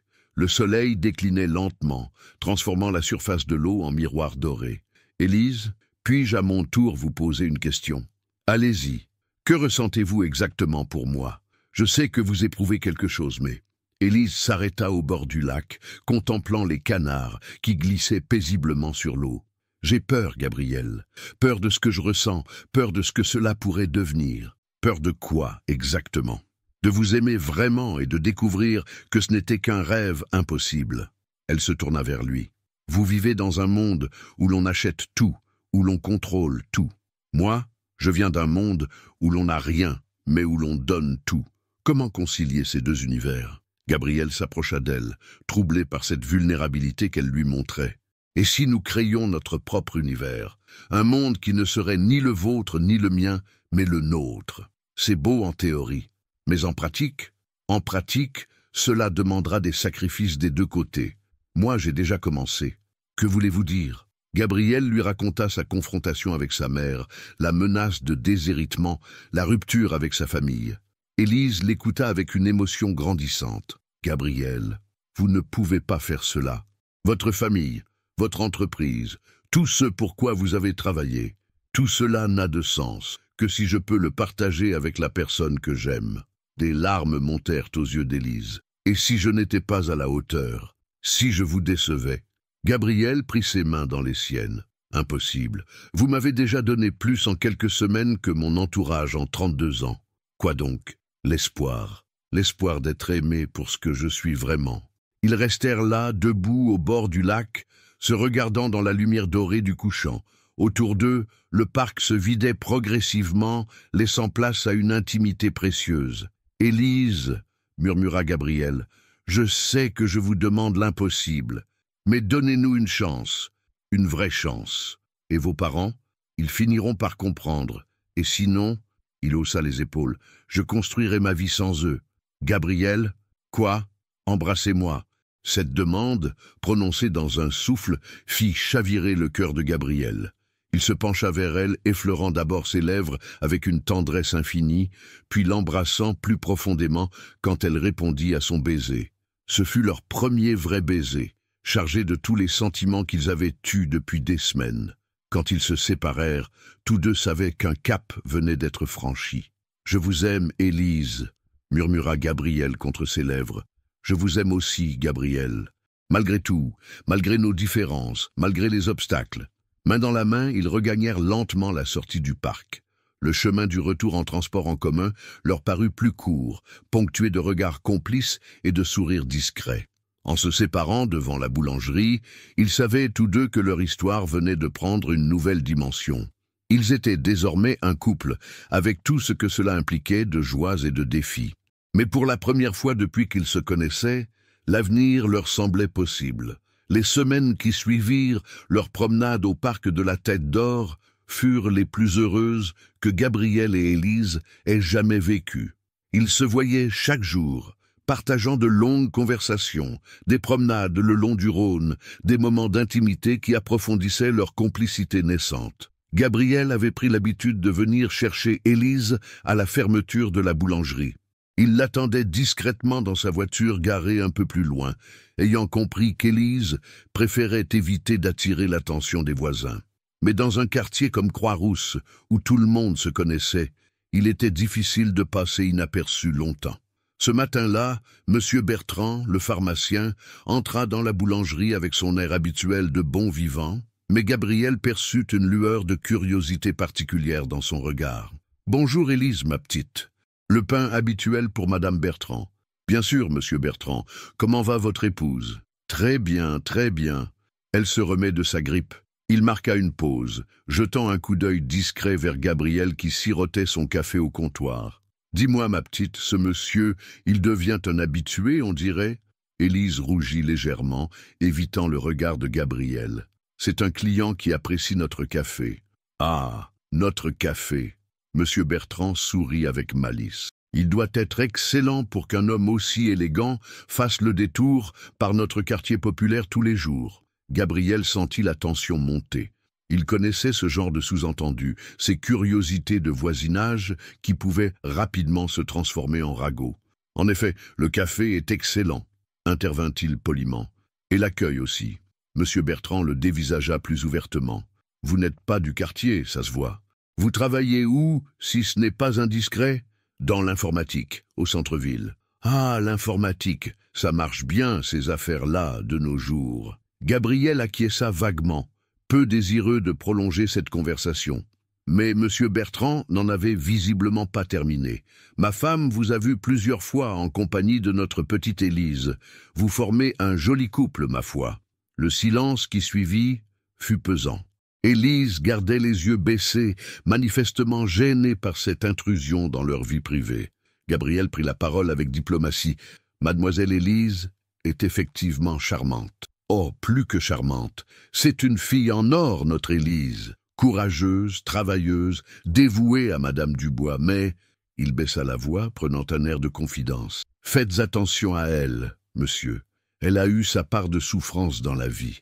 Elle mérite qu'on la traite avec respect. » Cette mise en garde, bien qu'empreinte de bienveillance, agaça Gabriel. Comme si lui, Gabriel Lefebvre, était incapable de respecter la femme qu'il aimait. « Soyez sans crainte, monsieur.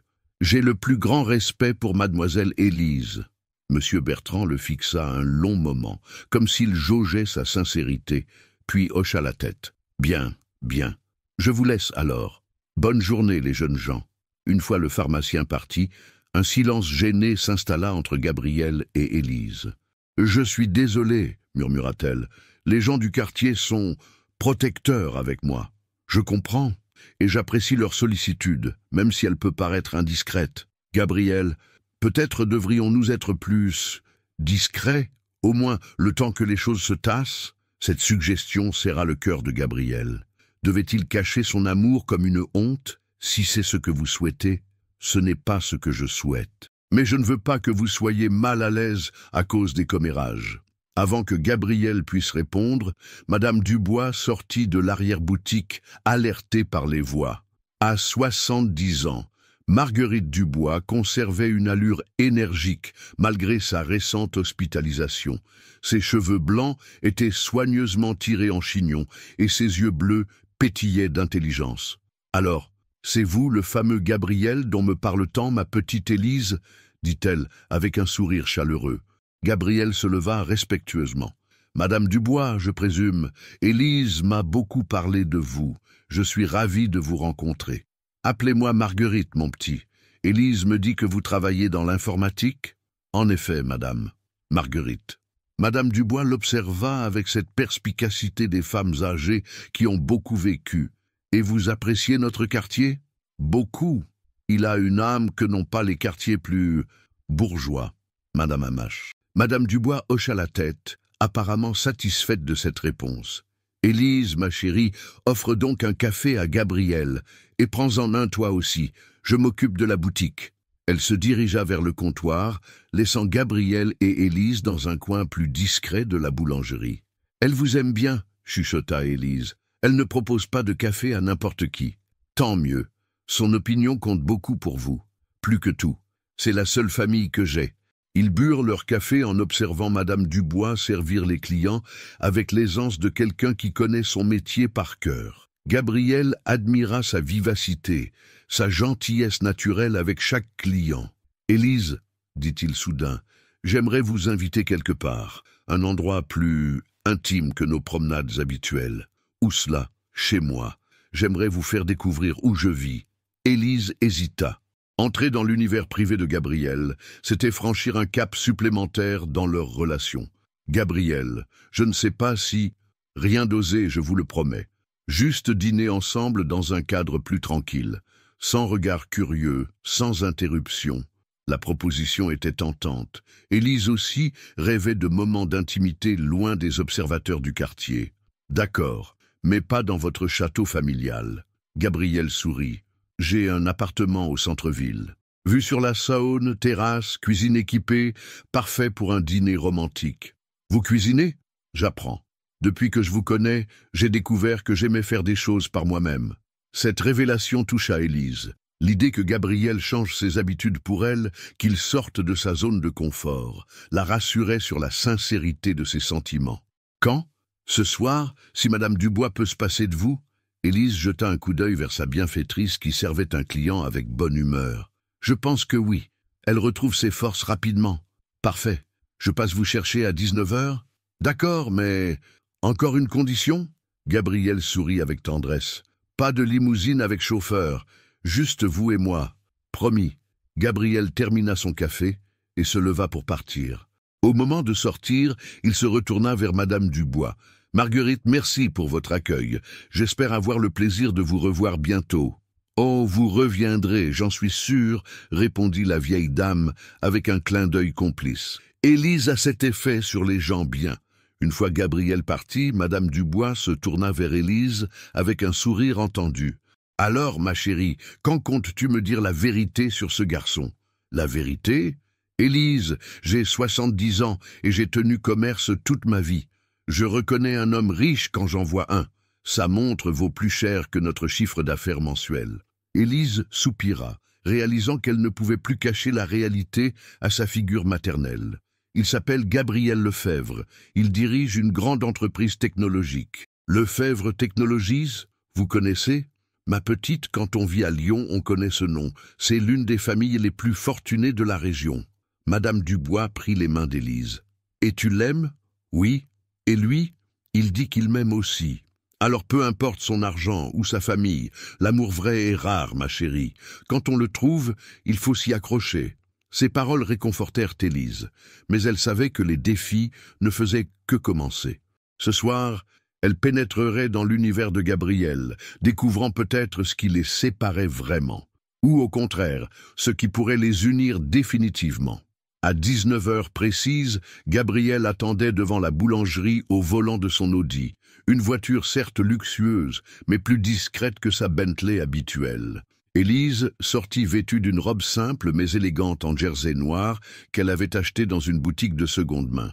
Elle avait pris soin de sa mise sans ostentation, soucieuse de ne paraître ni trop modeste ni trop apprêtée. « Vous êtes ravissante », dit Gabriel en l'aidant à s'installer. « Merci, et votre voiture est plus raisonnable que d'habitude. » Gabriel sourit. « J'apprends à m'adapter. » Ils traversèrent Lyon, en direction du quartier de la Presqu'île. Gabriel habitait un appartement de standing, dans un immeuble haussmannien rénové, rue de la République. Rien d'ostentatoire, mais d'un raffinement évident. L'ascenseur les mena au 5e étage. Gabriel ouvrit la porte sur un appartement de 100 mètres carrés au volume généreux, décoré avec un goût sûr, mais sans excès. De grandes fenêtres offraient une vue panoramique sur la Saône et le vieux Lyon. « Mon Dieu !» murmura Élise en découvrant la vue. « C'est magnifique. Attendez de voir la terrasse. » Gabriel la guida vers une large terrasse aménagée qui dominait les toits de Lyon. Les lumières de la ville commençaient à s'allumer dans le crépuscule de novembre, créant un spectacle féerique. « Je comprends pourquoi vous aimez cet endroit, » dit Élise, appuyée à la balustrade. « C'est comme être au-dessus du monde. Parfois, j'ai l'impression d'en être trop coupé, justement. » Gabriel la rejoignit, contemplant avec elle la ville qui s'étendait à leurs pieds. « Et maintenant ?» demanda Élise. « Maintenant, j'ai l'impression d'avoir trouvé mon ancrage. » Ils rentrèrent à l'intérieur, Gabriel proposant à Élise de visiter l'appartement. Elle découvrit un salon spacieux, aux meubles contemporains mais chaleureux, une bibliothèque fournie qui révélait les goûts éclectiques de Gabriel, une cuisine moderne entièrement équipée. « Vous cuisinez vraiment ici ?» demanda-t-elle en caressant le plan de travail en granit. « J'essaie. Depuis quelque temps, j'ai licencié ma femme de ménage qui me préparait aussi mes repas. J'avais envie d'apprendre à me débrouiller seule. Et qu'allez-vous me préparer ce soir ?» Gabriel ouvrit le réfrigérateur avec une fierté non dissimulée. Risotto aux champignons, salade de roquettes et... Il sortit une bouteille. « Un Sancerre que j'ai choisi spécialement pour vous. » Élise fut touchée par cet effort. Voir Gabriel, habitué à être servi, s'activer en cuisine pour elle, avait quelque chose d'émouvant. « Puis-je vous aider ?»« Avec plaisir. Vous pouvez vous occuper de la salade pendant que je m'attaque au risotto. » Ils cuisinèrent côte à côte, partageant les gestes simples du quotidien que Gabriel découvrait avec émerveillement. Élise l'observait hacher les champignons avec une concentration d'enfant appliquée. « Gabriel, puis-je vous poser une question personnelle ?»« Bien sûr. Comment était votre enfance? Étiez-vous heureux ?» Gabriel réfléchit en remuant le riz dans la poêle. « Heureux, c'est un grand mot. J'avais tout ce qu'un enfant peut désirer matériellement. Mais mes parents étaient souvent absents, pris par leurs obligations sociales et professionnelles. J'ai été élevé surtout par des gouvernantes. Vous vous sentiez seul? Constamment. Le domaine familial est immense, mais je n'avais personne avec qui jouer, personne à qui parler vraiment. » Il ajouta du bouillon au riz. « Et vous? Comment était votre enfance avant ?» Avant vos parents. Élise hésita, des souvenirs douloureux remontant à la surface. Les premières années étaient heureuses. Mes parents n'avaient pas d'argent, mais il y avait de l'amour. Mon père me racontait des histoires le soir. Ma mère me chantait des berceuses. Sa voix se brisa légèrement. Puis les difficultés financières ont tout gâché. Mon père a perdu son travail. Ma mère est tombée malade. Il n'arrivait plus à joindre les deux bouts. Gabriel arrêta de cuisiner pour se tourner vers elle. Que s'est-il passé? Un jour, ils m'ont dit qu'ils m'emmenaient chez ma tante. Mais il n'y avait pas de tante. Ils m'ont déposé devant un foyer d'accueil en me promettant qu'ils reviendraient me chercher bientôt. Les larmes montèrent aux yeux d'Élise. Ils ne sont jamais revenus. Gabriel lâcha sa cuillère en bois et prit Élise dans ses bras. Je suis désolé, si désolé. Ils pensaient de bien faire. Ils croyaient que je serais mieux sans eux. Quel âge aviez-vous? 8 ans. Gabriel serra Élise plus fort, réalisant l'abîme de souffrance que cachait cette femme si forte en apparence. Comment avez-vous survécu à tout cela? Les livres. Je me réfugiais dans la lecture, et puis l'espoir, toujours, que les choses s'amélioreraient un jour. Ils restèrent enlacés un long moment, partageant cette intimité émotionnelle qui scellait leur relation. Gabriel comprit que malgré leurs origines opposées, ils partageaient de la même solitude fondamentale. « Élise, je vous promets que vous ne serez plus jamais seule. Ne faites pas de promesses que vous ne pourrez peut-être pas tenir. Celle-ci, je la tiendrai. » Ils se séparèrent doucement, Gabriel retournant à son risotto qui mijotait. L'atmosphère s'était chargée d'une émotion nouvelle, plus profonde. « Gabriel, et vos parents maintenant, depuis votre... dispute? Ils ne m'ont pas rappelé. Mon père a annulé notre déjeuner d'affaires hebdomadaire.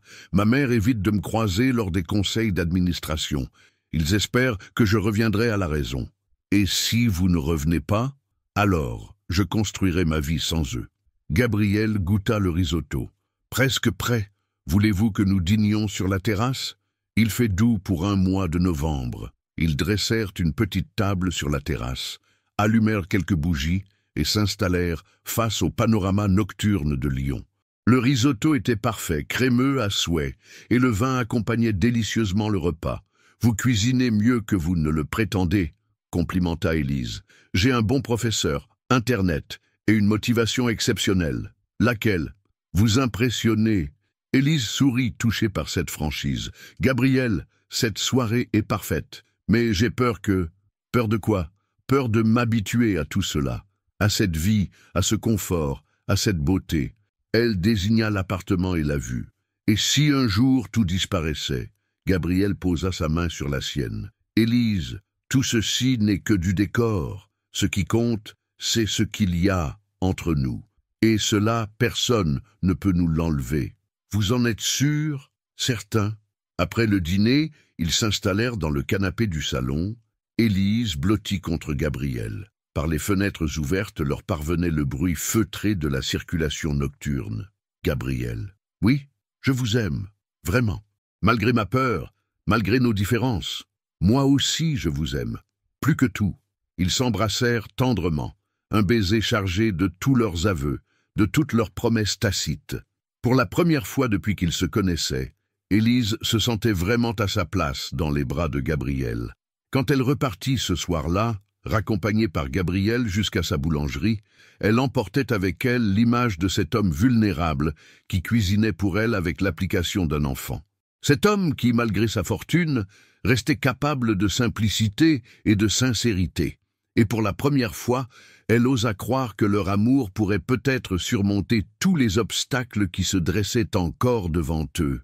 2 semaines s'écoulèrent, dans une bulle de bonheur que Gabriel et Élise savouraient pleinement.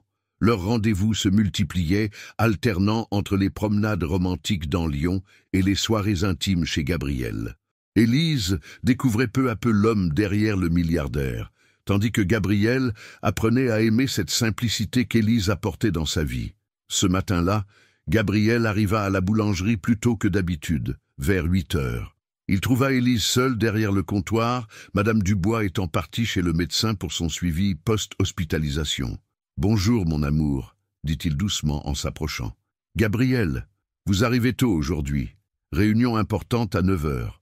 Je voulais vous voir avant. » Il se pencha par-dessus le comptoir pour l'embrasser tendrement.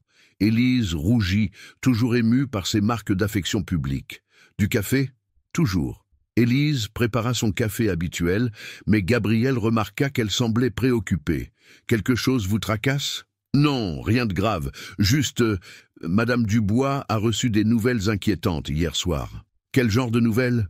Élise hésita, manifestement embarrassée. « Le propriétaire de l'immeuble veut vendre. Madame Dubois va devoir racheter ses murs ou fermer la boulangerie. » Gabriel sentit son estomac se serrer. « Combien demande-t-il ? 250 000 €, une somme astronomique pour nous. Et Madame Dubois ne peut pas emprunter. À 70 ans, avec ses problèmes cardiaques, aucune banque ne lui prêtera cette somme. » Élise essuya machinalement le comptoir, geste nerveux qui trahissait son inquiétude. Elle en est malade. Cette boulangerie, c'est toute sa vie. Gabriel resta silencieux, réfléchissant rapidement. 250 000 € représentait pour lui l'équivalent d'une voiture de luxe, une somme dérisoire qu'il pourrait régler d'un simple virement. Mais il connaissait suffisamment Élise pour savoir qu'elle refuserait catégoriquement qu'il intervienne directement. « Il y a peut-être des solutions, » dit-il prudemment. « Lesquelles ?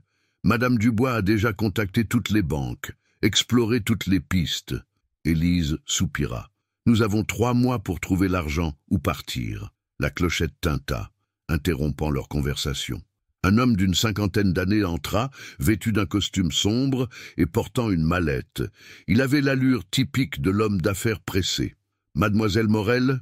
demanda-t-il en consultant une fiche. « Oui, c'est moi. Maître Fournier, notaire. Je représente Monsieur Letellier, le propriétaire de cet immeuble. » Élise pâlit. Gabriel se raidit, pressentant de mauvaises nouvelles. « Que puis-je faire pour vous ? Je viens vous annoncer officiellement que mon client souhaite procéder à la vente des murs de votre commerce.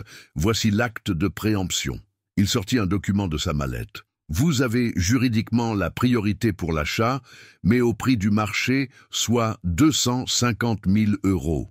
Nous en avons déjà parlé avec Madame Dubois.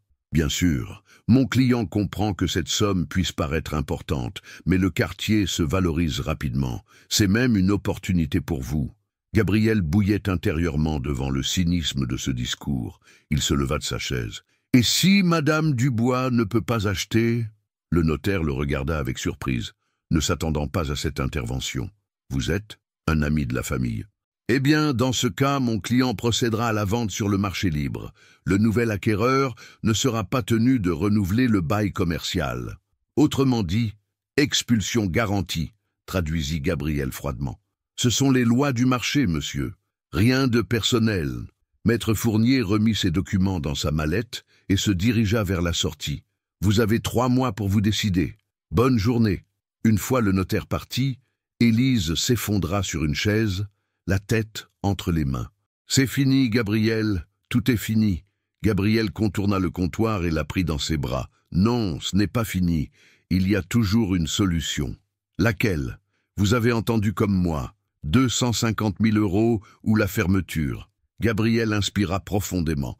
Le moment était venu de révéler ce qu'il avait fait quelques semaines plus tôt. « Élise, il faut que je vous avoue quelque chose. » Elle leva les yeux vers lui, intriguée par son ton grave. « Quoi ? Il y a 1 mois, quand j'ai découvert que la boulangerie avait des difficultés financières, j'ai fait régler discrètement tous vos arriérés de fournisseurs. » Élise le regarda avec incompréhension. « Comment ça ? 15 000 € de dettes que j'ai fait effacer anonymement. » Le visage d'Élise se transforma progressivement, passant de la surprise à l'incrédulité, puis à la colère. « Vous avez fait quoi ? Je voulais vous aider, vous et Madame Dubois. » Élise se leva brusquement, reculant comme si Gabriel était devenu soudain dangereux. « Vous m'avez menti. Pendant des semaines, vous m'avez laissé croire que nous nous en sortions par nos propres moyens. » Élise, ce n'était pas un mensonge, c'était quoi ? De la charité déguisée.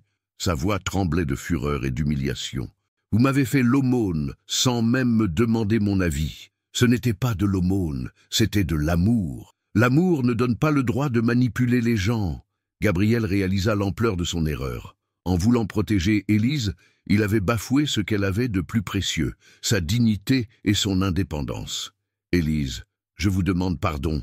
Je n'ai jamais voulu vous blesser. Mais vous l'avez fait. Vous m'avez traité comme une pauvre fille qu'on secourt par pitié. Non, jamais par pitié. » Des larmes de rage coulaient sur les joues d'Élise. « Et maintenant, vous allez aussi payer les 250 000 €, comme ça, discrètement, pour que la petite Élise n'ait pas à se soucier de rien. » Gabriel ne répondit pas, mais son silence fut plus éloquent que tous les aveux. « Mon Dieu !» murmura Élise. « Vous y pensiez déjà. Élise, sortez. Élise, laissez-moi vous expliquer. »« Sortez !» cria-t-elle, attirant l'attention des passants dans la rue. Gabriel resta figé, déchiré entre le désir de se justifier et le respect de la demande d'Élise. « Nous devons parler de cela calmement. Il n'y a rien à dire. Vous m'avez menti, Gabriel. Vous avez détruit ma confiance. Un mensonge par omission. Je voulais juste, vous vouliez contrôler ma vie, décider de ce qui était bon pour moi sans me consulter. » Élise s'essuya les yeux, retrouvant un semblant de calme. « C'est exactement ce que je craignais. Vous ne voyez en moi qu'un projet humanitaire. C'est faux, et vous le savez. Alors pourquoi ne pas m'avoir dit la vérité dès le début ?» Gabriel n'avait pas de réponse satisfaisante à cette question. Il avait agi par instinct protecteur, sans mesurer les conséquences de son geste sur l'amour-propre d'Élise. « Je me suis trompé, mais cela ne change rien à mes sentiments pour vous. »« Si, Gabriel, cela change tout. » Élise se dirigea vers la porte et l'ouvrit. « Partez, s'il vous plaît, j'ai besoin de réfléchir. » Gabriel ramassa sa veste, le cœur brisé. « Élise, je vous aime. Cela au moins, c'est vrai. Je sais, mais parfois, l'amour ne suffit pas. » Gabriel sortit de la boulangerie sous le regard douloureux d'Élise. Sur le trottoir, il se retourna une dernière fois, espérant qu'elle le rappellerait. Mais la porte se referma doucement, et Gabriel comprit qu'il venait peut-être de perdre la femme de sa vie par excès de protection. Il monta dans sa voiture, les mains tremblantes. Comment avait-il pu être si aveugle? En voulant sauver Élise, il avait détruit la base même de leur relation, la confiance et le respect mutuel. Alors qu'il démarrait, une seule question le hantait. Aurait-il encore une chance de reconquérir le cœur de celle qu'il aimait plus que tout? 3 semaines s'écoulèrent sans qu'Élise et Gabriel se revoient. 3 semaines de torture pour Gabriel, qui découvrait ce qu'était vraiment la souffrance amoureuse. Il avait tenté plusieurs fois d'appeler Élise, lui avait envoyé des fleurs avec des mots d'excuse, mais elle restait inflexible dans son silence. L'entreprise commençait à souffrir de son état d'esprit. Gabriel, habituellement si concentré, multipliait les erreurs, reportait les rendez-vous importants, négligeait ses dossiers. Margot s'inquiétait de voir son patron si déprimé. Ce matin-là, alors qu'il fixait les toits de Lyon depuis son bureau sans parvenir à se concentrer sur le rapport qu'il était censé lire, son téléphone sonna.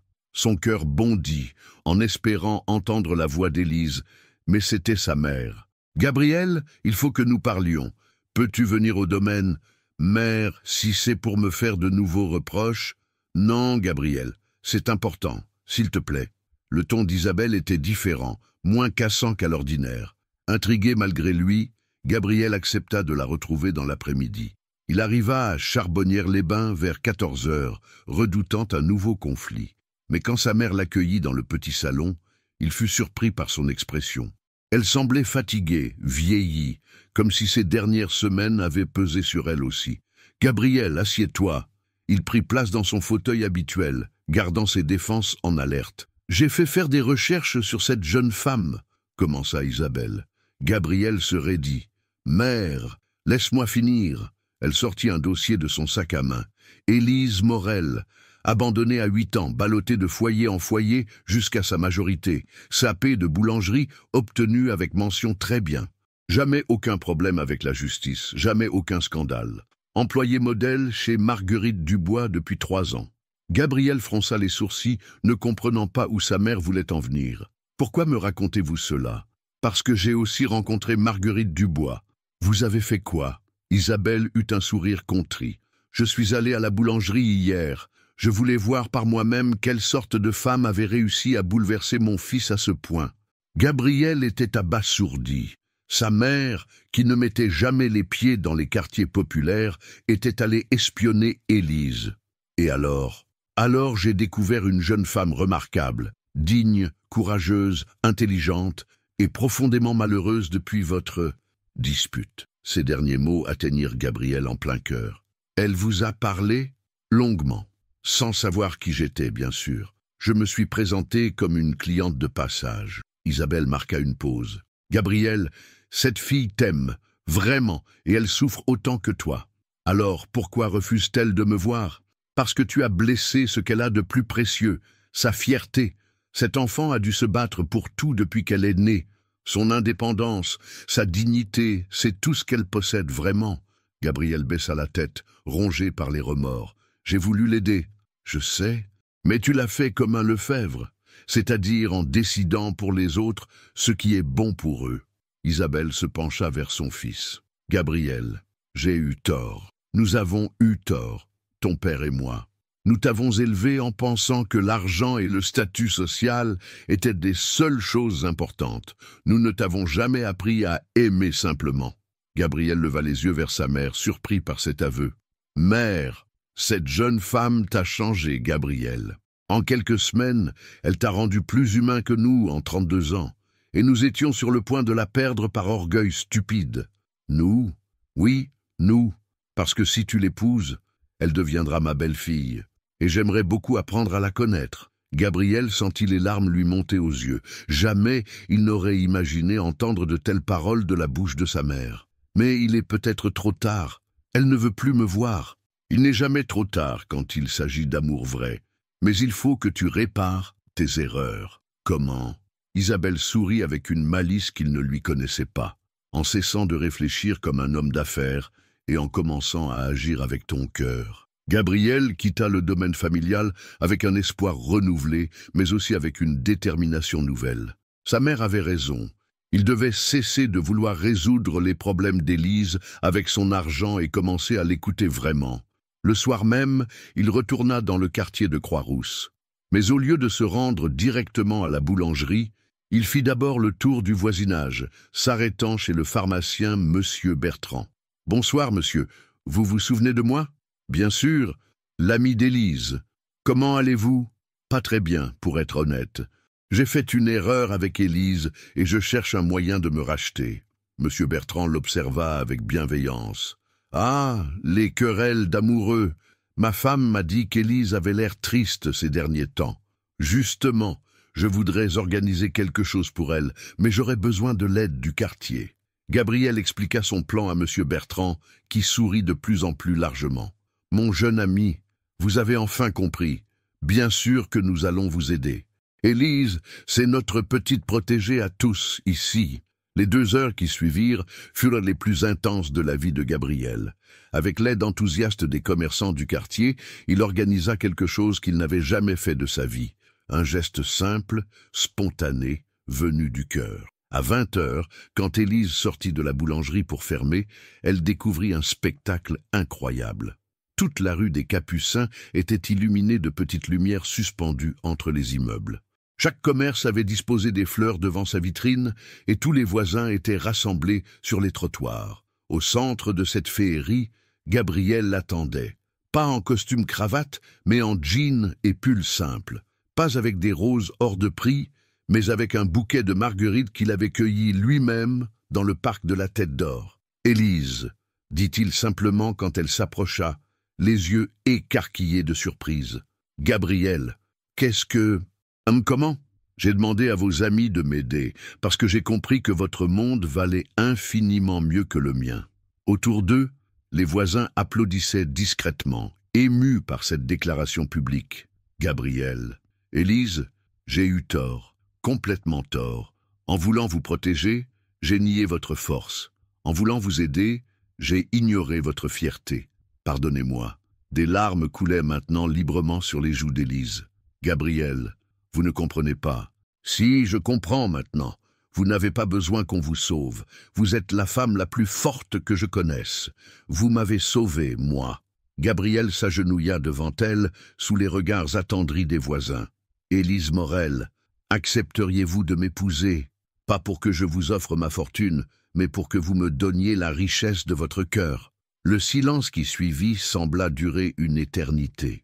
Puis Élise se pencha vers Gabriel, prit son visage dans ses mains et l'embrassa passionnément sous les applaudissements nourris de toute la rue. « Oui, Gabriel Lefebvre, oui, je veux vous épouser. » Quand ils se relevèrent, enlacés, Madame Dubois sortit de la boulangerie avec une bouteille de champagne. « Alors, mes enfants, quand est-ce qu'on fête ces fiançailles ?» Gabriel et Élise éclatèrent de rire, réalisant qu'ils venaient d'écrire le plus beau chapitre de leur histoire d'amour. Non pas dans un palace ou un château, mais dans une rue populaire de Lyon, entourée de gens simples qui croyaient en l'amour vrai. Pour la première fois de sa vie, Gabriel était exactement là où il devait être. 3 mois après leur fiançailles dans la rue des Capucins, Gabriel et Élise avaient surmonté tous les obstacles qui semblaient les séparer. La boulangerie avait été sauvée grâce à un prêt bancaire que Gabriel avait cautionné discrètement, mais cette fois-ci avec l'accord total d'Élise. Madame Dubois avait même accepté de faire d'Élise sa associée, reconnaissant officiellement le rôle central que la jeune femme jouait dans l'entreprise. Les parents de Gabriel avaient non seulement accepté leur relation, mais Isabelle Lefebvre avait développé une véritable affection pour sa future belle-fille. Philippe Lefebvre, plus réservé au début, avait été conquis par l'intelligence et la dignité d'Élise lors de leurs premiers dîners familiaux. Ce soir-là, Lyon s'apprêtait à vivre un événement exceptionnel. Le grand bal de bienfaisance annuel, organisé par la municipalité au prestigieux hôtel de ville, attirerait tout le gratin lyonnais. Pour la première fois, Gabriel y emmènerait Élise, marquant ainsi l'acceptation publique de leur amour. Dans l'appartement de Gabriel, Élise contemplait avec appréhension la robe de soirée qu'Isabelle Lefebvre lui avait offerte, une création en soie bleu nuit, élégante, sans être ostentatoire, parfaitement adaptée à la morphologie d'Élise. « Gabriel, je ne suis pas sûre d'être prête pour cela, » murmura-t-elle en caressant le tissu précieux. Gabriel, ajustant ses boutons de manchette en or, s'approcha d'elle avec tendresse. « Élise, vous allez être la plus belle femme de cette soirée. Et surtout, vous allez être vous-même. C'est tout ce qui compte. Mais tous ces gens, ils vont me juger, analyser chacun de mes gestes, chacune de mes paroles. » Gabriel prit les mains d'Élise dans les siennes. « Laissez-les faire. Ceux qui comptent vraiment vous aimeront comme je vous aime. Et les autres, eh bien, leur opinion n'a aucune importance. » Élise sourit, rassurée par la confiance tranquille de Gabriel. Elle avait appris à lui faire confiance ces derniers mois, découvrant un homme capable de changer, d'évoluer, de remettre en question ses privilèges pour construire une relation égalitaire. Et si je dis quelque chose de déplacé, alors je serai fier de voir ma fiancée exprimer ses convictions avec sincérité. 1 heure plus tard, ils arrivèrent devant l'hôtel de ville de Lyon, majestueux bâtiment du XVIIe siècle, illuminé pour l'occasion. Une nuée de photographes immortalisait l'arrivée des personnalités lyonnaises. Gabriel gara sa voiture et contourna le véhicule pour ouvrir la portière d'Élise. « Prête ?» demanda-t-il en lui tendant son bras. « Prête !» Ils gravirent ensemble les marches du perron, sous les flashs des photographes qui reconnaissaient Gabriel Lefebvre, mais s'interrogeaient sur l'identité de sa mystérieuse compagne. Élise, rayonnante dans sa robe bleue, ses cheveux châtains relevés en un chignon sophistiqué, attiraient tous les regards. Dans la salle des fêtes, décorée de guirlandes dorées et de bouquets de fleurs blanches, tout le gratin lyonnais se pressait. Gabriel fut immédiatement entouré par ses relations d'affaires, curieuse de rencontrer celle qui avait conquis le cœur du célibataire le plus courtisé de Lyon. « Gabriel, enfin nous allons pouvoir rencontrer cette mystérieuse fiancée !» s'exclama Bernard Moncler, le père de Céline. « Bernard, permettez-moi de vous présenter Élise Morel, ma fiancée. » Élise serra la main tendue avec grâce, soutenant le regard évaluateur de l'industriel. « Mademoiselle Morel, Gabriel nous a dit que vous travailliez dans l'alimentation. Je suis boulangère, monsieur. J'ai une petite entreprise dans le quartier de Croix-Rousse. » Un silence gêné s'installa.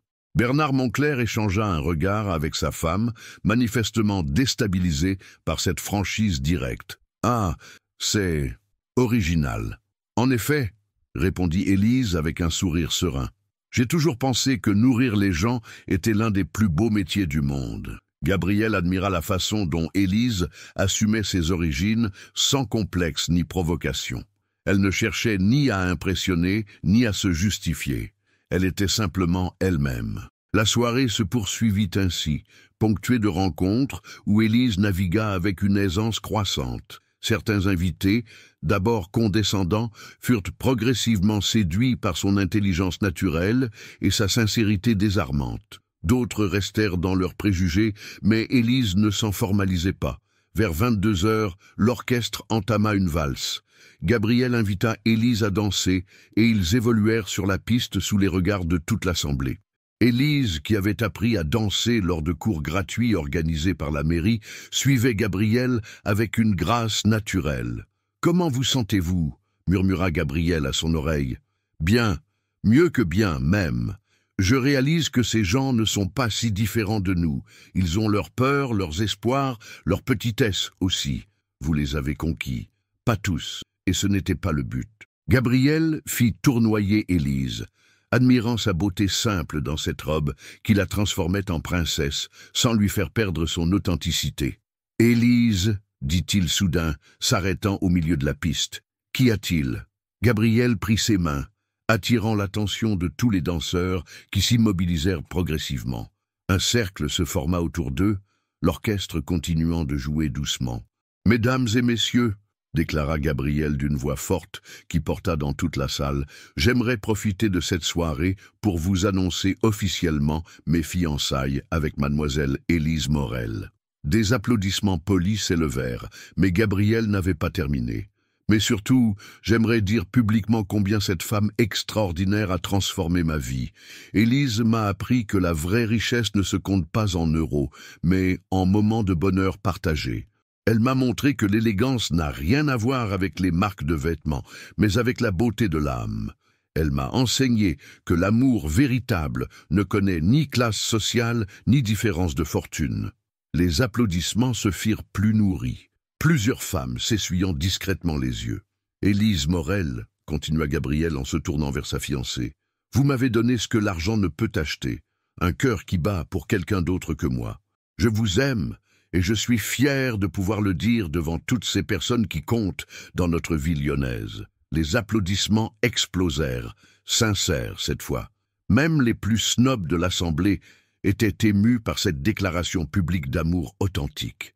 Élise, les larmes aux yeux, se hissa sur la pointe des pieds pour embrasser Gabriel. Ce baiser, échangé devant le tout Lyon, scellait définitivement leur union et marquait l'acceptation de leur amour par la société. « Je vous aime aussi, Gabriel Lefebvre, » murmura-t-elle contre ses lèvres, « pour l'homme que vous êtes devenu grâce à nous. » La soirée se termina dans une ambiance chaleureuse. Même Céline de Montclair vint féliciter Élise, reconnaissant avec élégance que Gabriel avait fait le bon choix. À minuit, Gabriel et Élise quittèrent l'hôtel de ville main dans la main. Lyon s'étendait devant eux, paisible sous les étoiles d'hiver. Ils marchèrent en silence jusqu'au pont Bonaparte, leur lieu de promenade favori. « Gabriel, » dit Élise en s'appuyant à la balustrade, « vous vous rendez compte de ce qui nous arrive ? Nous nous aimons, tout simplement. Non, plus que cela, nous avons prouvé que l'amour peut vraiment tout surmonter. Les différences sociales, les préjugés familiaux, nos propres peurs. » Gabriel la prit dans ses bras, contemplant la Saône qui coulait paisiblement sous leurs pieds. « Élise, voulez-vous que je vous dise ce que nous avons vraiment prouvé ? Quoi ? Que le bonheur ne s'achète pas, ne s'hérite pas, ne se décrète pas. Il se construit jour après jour, avec de l'amour, de la patience et beaucoup de respect mutuel. » Élise sourit, blottie contre l'homme qu'elle aimait. « Alors construisons-le ensemble, ce bonheur. Pour toujours, pour toujours. » Ils s'embrassèrent une dernière fois sous les étoiles lyonnaises, deux âmes qui avaient trouvé leur moitié malgré toutes les barrières que le monde avait dressées entre elles. Leur histoire d'amour, née dans une humble boulangerie de Croix-Rousse, venait de triompher dans les salons dorés de l'hôtel de ville. Et quand ils reprirent le chemin de leur nouvelle vie commune, main dans la main sur les pavés de Lyon, ils savaient que même les cœurs les plus froids peuvent fondre quand l'amour véritable vient les réchauffer.